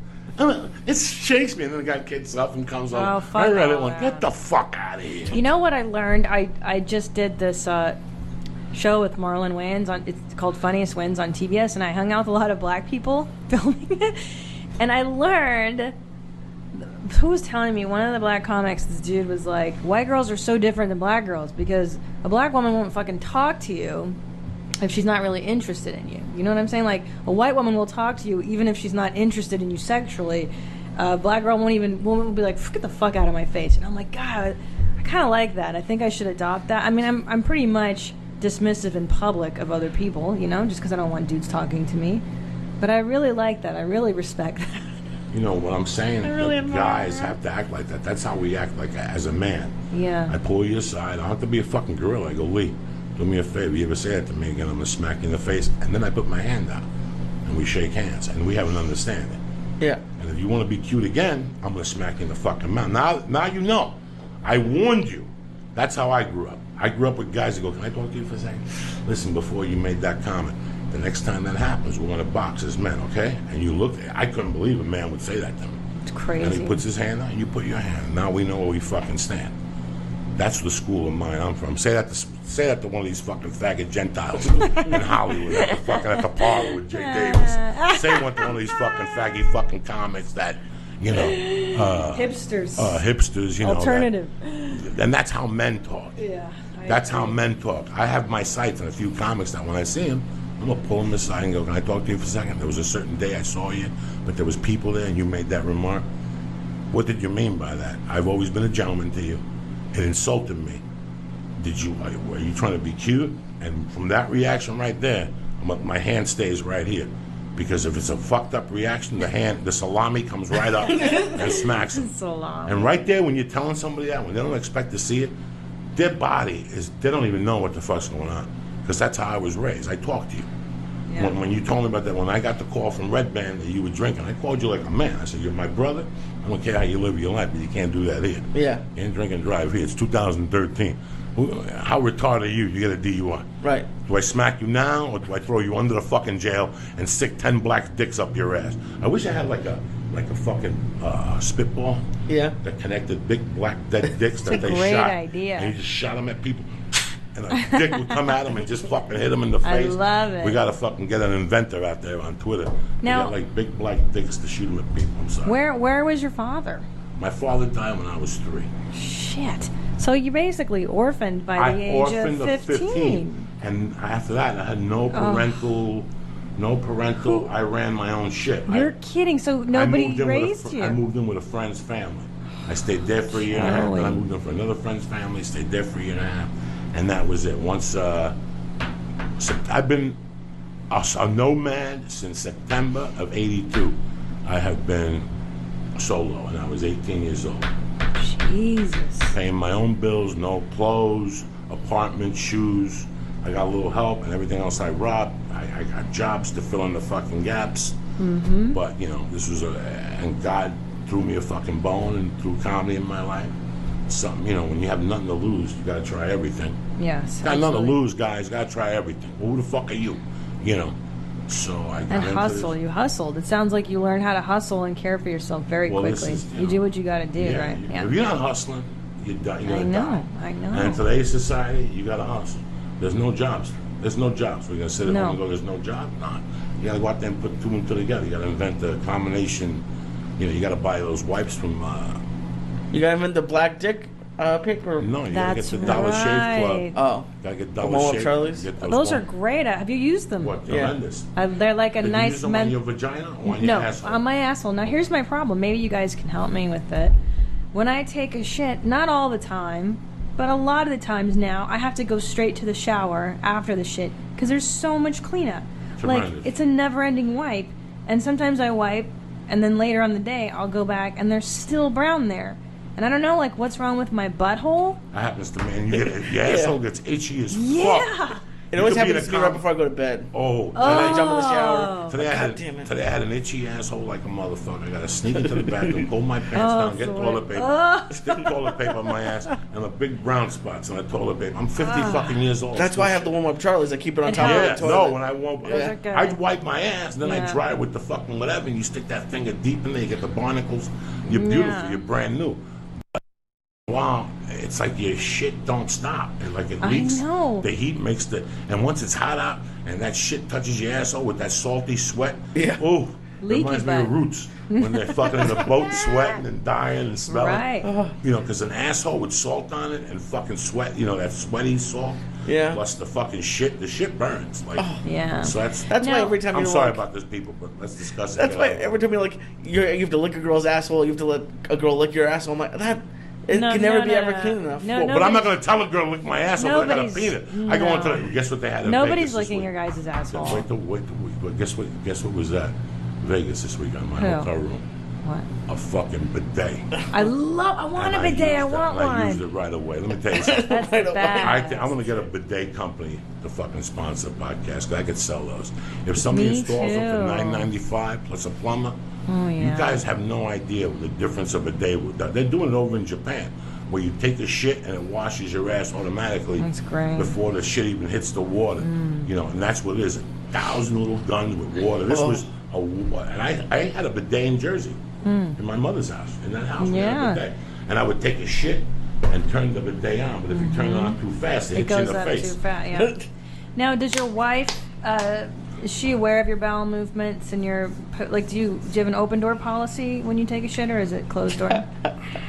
I don't want nobody in the bathroom watching me shit or smelling that night, man. I can imagine. I don't want to smell nobody's shit. I don't mind like walking by and going, Christine, Yeah. you fucked that motherfucker up. Right. I don't mind giving somebody credit where credit is due, but I'm not Thank going to go you. there and brush my teeth and comb my hair and then yell out and go, it smells like shit in there. Well, you went in there. What the fuck is wrong with you? You don't see me going in there. I'll put you, before you, if you're going to take a shit, let me know. That's the deal. I here. do that, yeah. You're going to take a shit, let me know so I can get everything out, just in case I got to take a jump in the shower. I don't want to walk in there.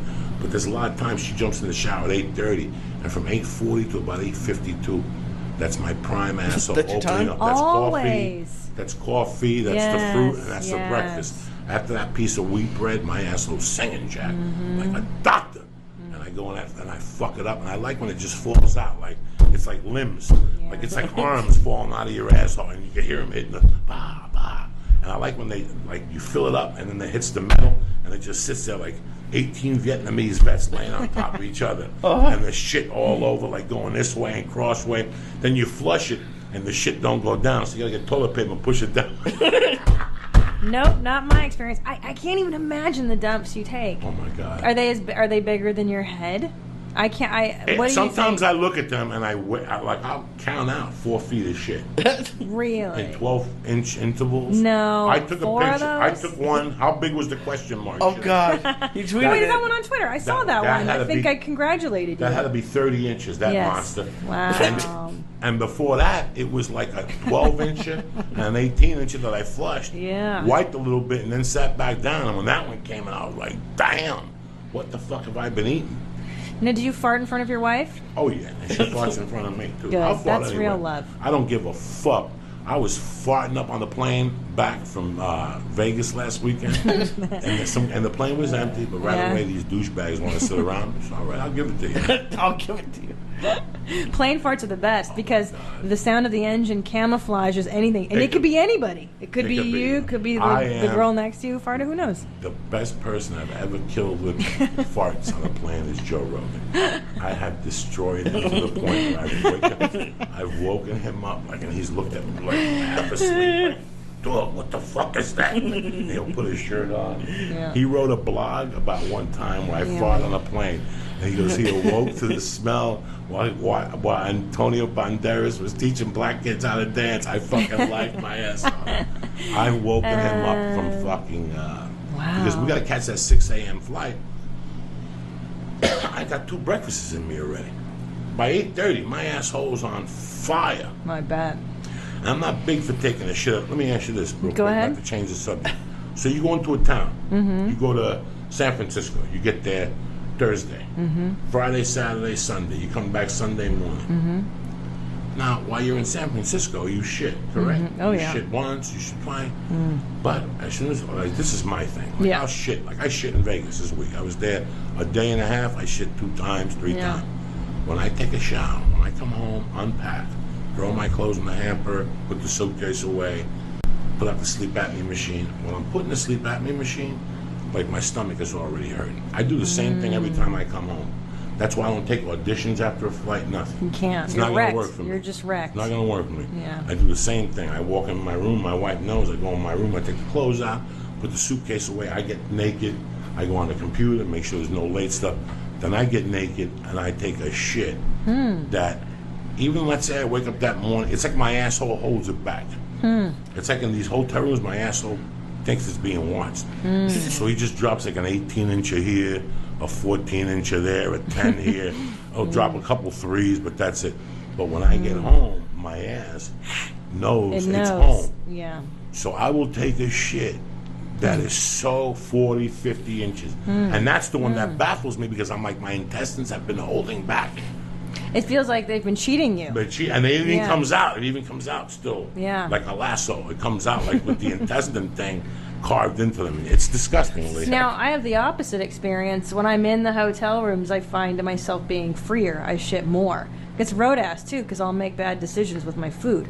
That's when I eat the nachos and the stuff, and then I really shit. Oh, no, I'm good on the road. I take No. the apples from the lobby and shit. I'm a Yeah, I fucking do savage. that, too. Gotta eat those apples. Those apples will pull it right through you. Let me read from our sponsors real quick. Sure. These shit stories are very interesting. We should get together more often and just do a fucking complete anatomy of, I love talking about this stuff. I don't know why. I just And like I've it. had It's 3 or fun. 4 women eat my asshole. That's not Where I Joey. picked up my fucking ankles and I've heard No. them lap that motherfucker. No. There was this one chick I used to give a coke rock to, and I would grab her by the front of the hair and go under, and I just put her under, and she would No. lick it, and she would lick my No. ball sack, and I would fucking hit her in the top of my head with a dick, and she would sniff my helmet. Oh, my and lick me. God. Oh my god! It was These a women party. were animals. and it was disgusting. The first time she ate my ass, she actually told me to turn around, and I was like, not.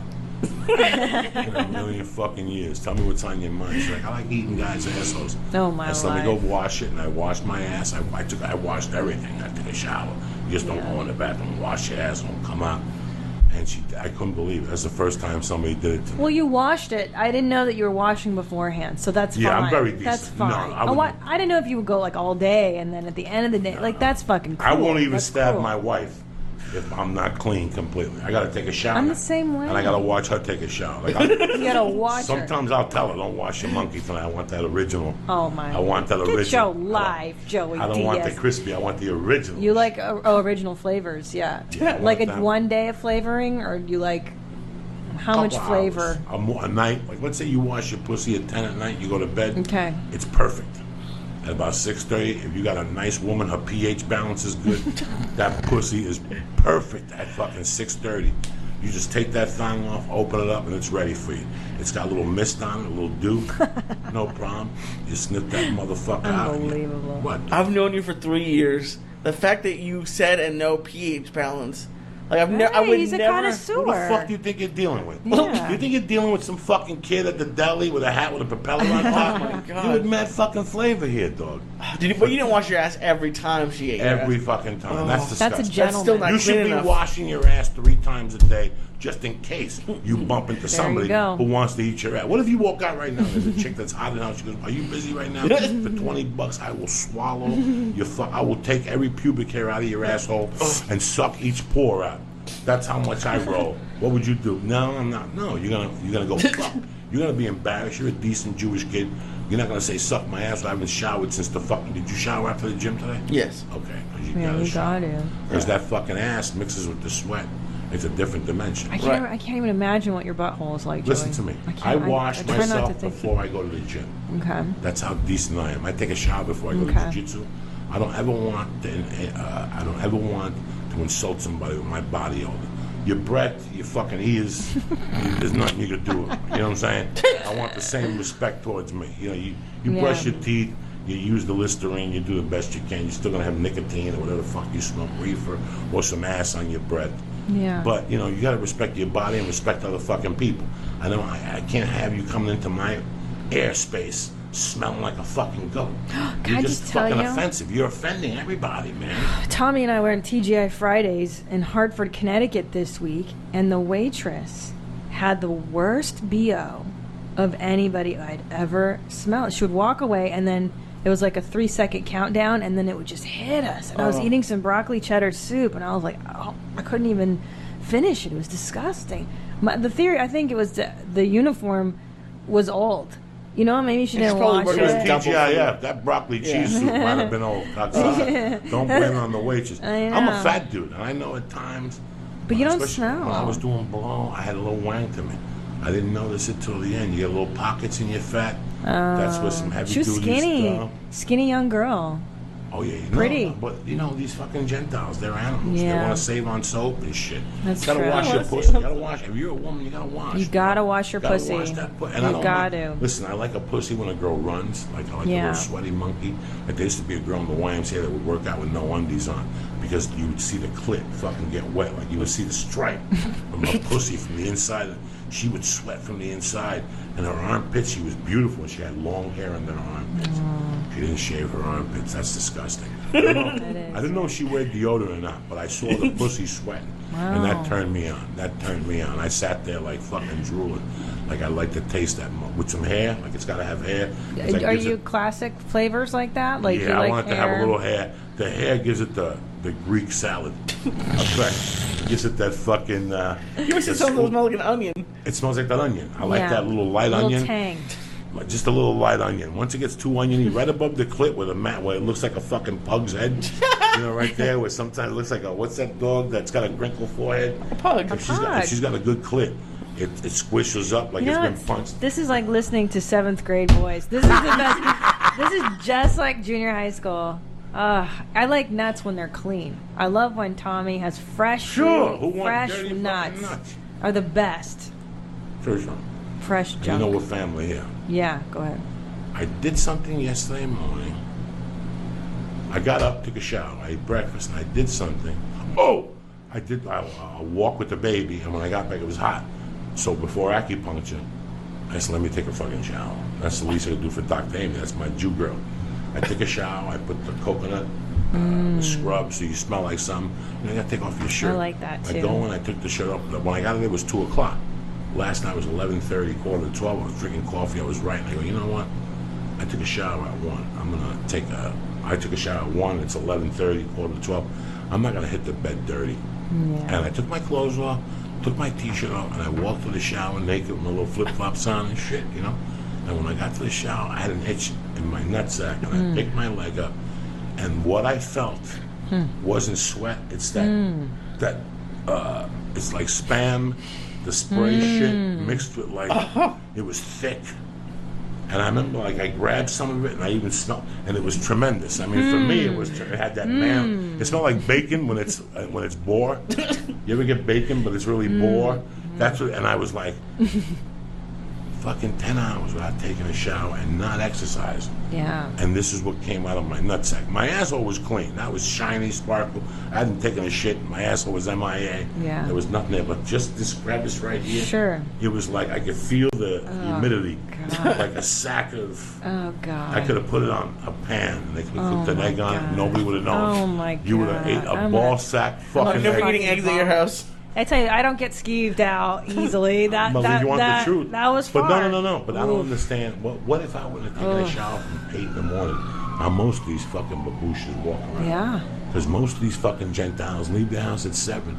Yeah. And they'll go home, not take a shower, go to jiu-jitsu with that know. rotten ass, know. and then go home and go to a bar and talk to women and expect why they don't get laid. I can't get it. Well, maybe because you fucking smell like a fucking animal. Yeah. Did your wife ever see these smells or experience the smells of your balls you were just talking If about? my balls smell, I don't want my wife around there. I Good want for the you. same I respect. appreciate that No, respect. I love my wife. Good for you. And I Good for like you. when she has like, I don't want to say a dirty pussy, but I like when it's got some wine. Little musk. Little musk. Nothing wrong. How do you like that monkey, Lee? I just got in, like when I was younger, it had to be totally shaven, but recently I don't mind it as much. You like a lot of hair? Not a lot. Like it's Just not a like little bit like a patch. Do you ever smell the patch? it doesn't have to be like it can be all over, but it's not too like bushy. What do you mean all over? Like she Like- got leprosy and somebody pulled their hair? No, like it could be like not just a It's gotta patch. be in a it's gotta be in a circle. Like, Not you can't always. have a patch up here. And No, but like I'm saying, there's a patch, Right. and then there's when they just like Oh, like we what I know. do, I just trim it. So you like like that. you like the patch? I like everything now. Doesn't matter. Do you sniff the patch ever? Just put your nose in it. No, you'll ask me. I've never sniffed it. No, I mean, I smell yes, it, but you it's. have. How deep do you smell it? I mean, how deep is your love?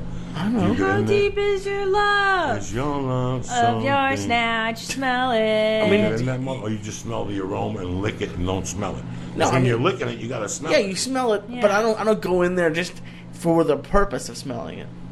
Like it sounds like you get in there like you're like a wine connoisseur and like take When a you, deep when breath. you eat a and- steak, Yeah, don't you smell? Doesn't that allure your taste buds first? Comes up? I must have been doing it wrong. That's the whole thing. When you get into that fucking monkey, about right before you lick it, you hesitate. Your neck hesitates, and you don't go like a fucking asshole and embarrass her. It's like a soft.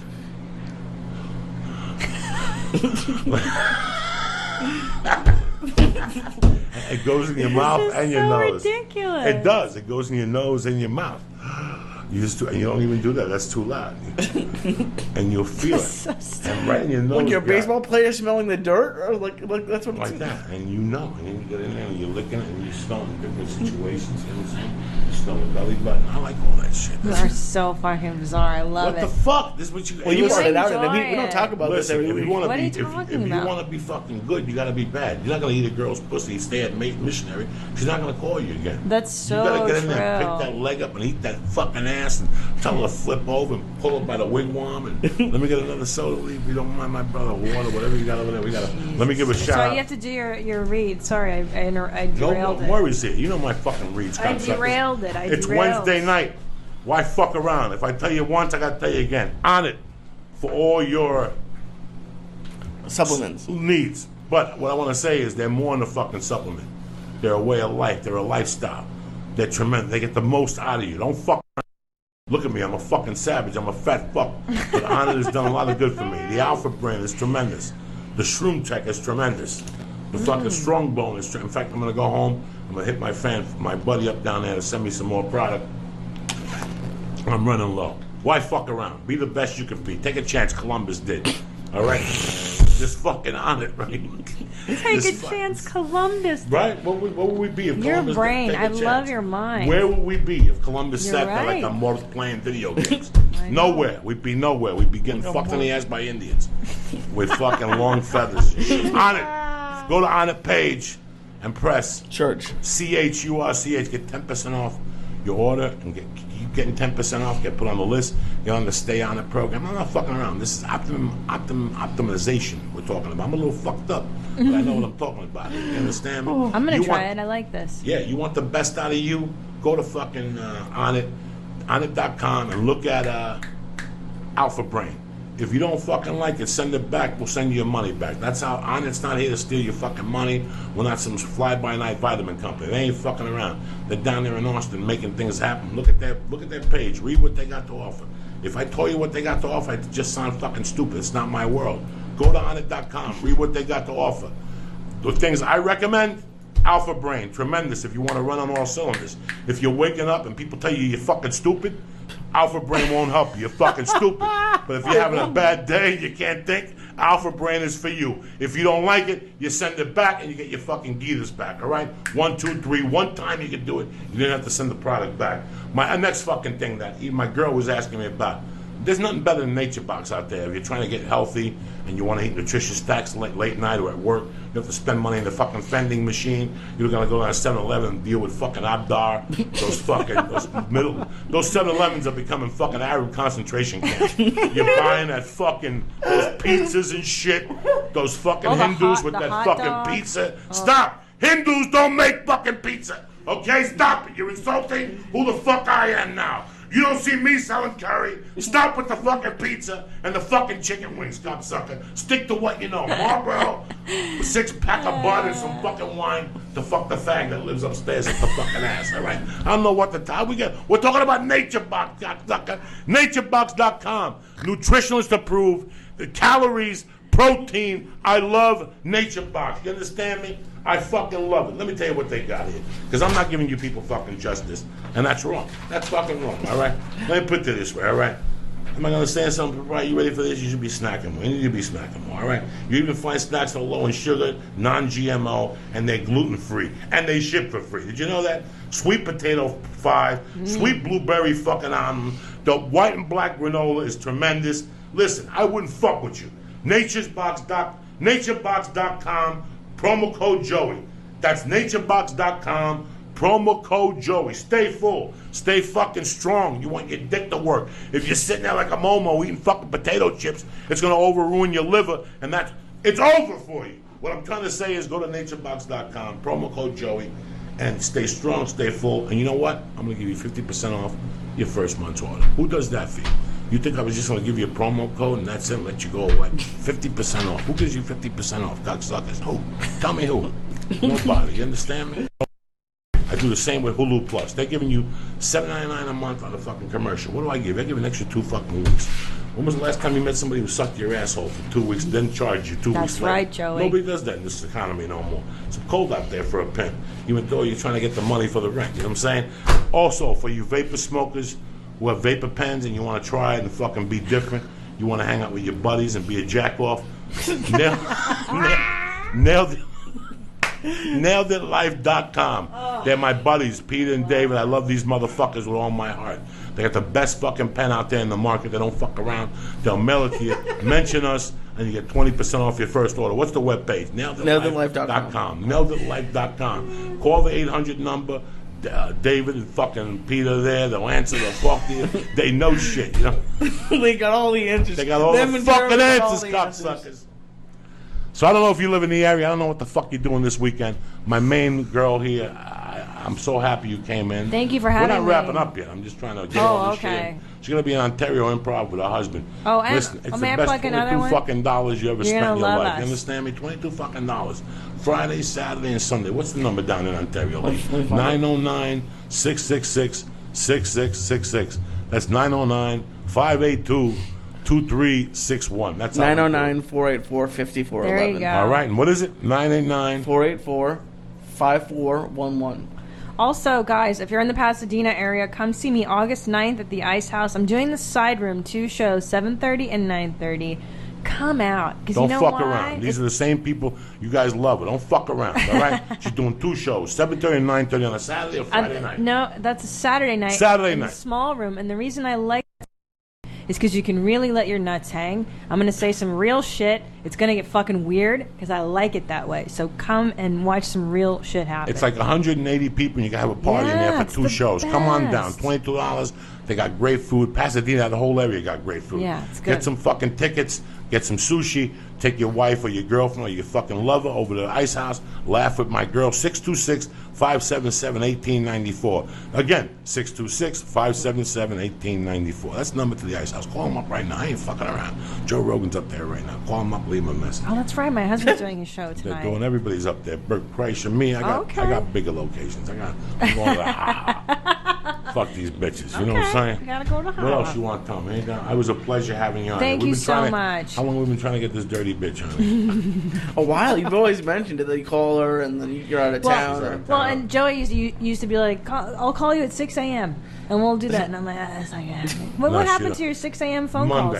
calls? Monday. Okay. What happened was I was doing all this working out and I wasn't losing no weight. Me and my wife were like baffled. There's got to be another problem. And then I sent them my card. I have a sleep apnea machine and you have to send it. It's a computer. And every month, every 90 days, you send it in. And the guy called me. He goes, hey, man, you're going to fucking die. Do you sleep only with the machine or do you sleep on the couch half the night? And I go, no, I sleep with the machine. Why? He goes, you ain't sleeping. You're averaging 4.8 hours or something to sleep Oh, a night. shit. He Yeah. goes, you got to knock it off. So it's good that I do the Wednesday night one. Plus, I get guests that come in. It's much easier more with accessible. traffic and... What was I say to you? What was the other question? I don't even know. So I do that one Monday at 6 to get people jumping. People have weird weekends. They probably ate a bad dose of pussy. They need a little kick in the ass on. And that's what I'm here to do. Give you a little kick in the ass, reinforce you, let you know it's a cruel world out there. You got to wash your pussy. You got to be prepared. If you want to get your dick sucked, you got to be prepared. You can't go out there unprepared. Nobody will suck your dick. That's so true. So Monday, 6 a.m., and then Wednesdays, I like to do 8 o'clock. And I miss jiu-jitsu and I miss spots. But I want to give you the best possible podcast like tonight. I had her in here and I could really tap into her on the phone. We fuck around. It's topical, but they got to go up to 20 minutes, you know. Yeah. The husband wants to fuck her Oh, all the time. in the morning. All you know day, what I'm every saying? day. What's up with you, cocksucker? What are you doing this weekend? this weekend, I don't know. There's a fight Saturday, which would be good. Who's fighting? Oh, yeah, I'm sorry. Matt Brown. Yeah, I'm just excited for next Wednesday. Yeah, that's right. We got the podcast at the Ice House. Right. Oh, that's always so much Miss fun. Pat, live podcast with motherfucking Miss Dude. Pat. We got women. I'm a love woman it. guy. I jizz with women. I have a great relationship You with a lot of these do. women. So I like for them to come on and we talk, and I talk crazy, but they know at the end of the day I love them and I Of respect course. them. You do, Joey. You're the sweetest one. I Thank love you you the very most. much. Thank for you, fucking boo-boo. coming. You're beautiful. I love I'm a you, big fan Joey. of. I think you're sexy, and funny. Thank you, Joey. And you have a podcast. Yes. Oh, your mom's house, guys. Listen up. We're going to have this Friday, Gretchen Bonaducci is a guest on that episode. And she talks about, she's writing a book about Danny Bonaducci. I don't know if you ever watched Breaking Bonaducci in 2005. It's a crazy fucking reality show. So, yeah, listen to that. We were just in Vice magazine, too, or online or whatever, Vice. And it's good. It's a fun show. We talk about shitting a lot, if you Yeah. like that.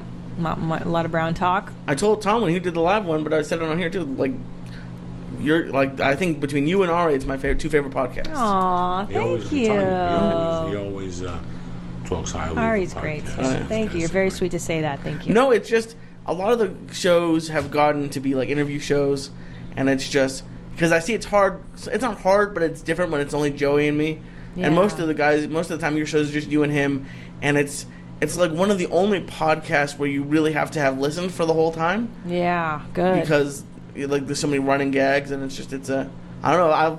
I've started a while ago. I missed the beginning of it, but The very, very beginning, yeah. Yeah. I don't even know where those are. When we were with Death Squad, we started with Death Squad. yeah, I got you right at the end of that. Oh, well, hey, I'm glad you're here. It was fun.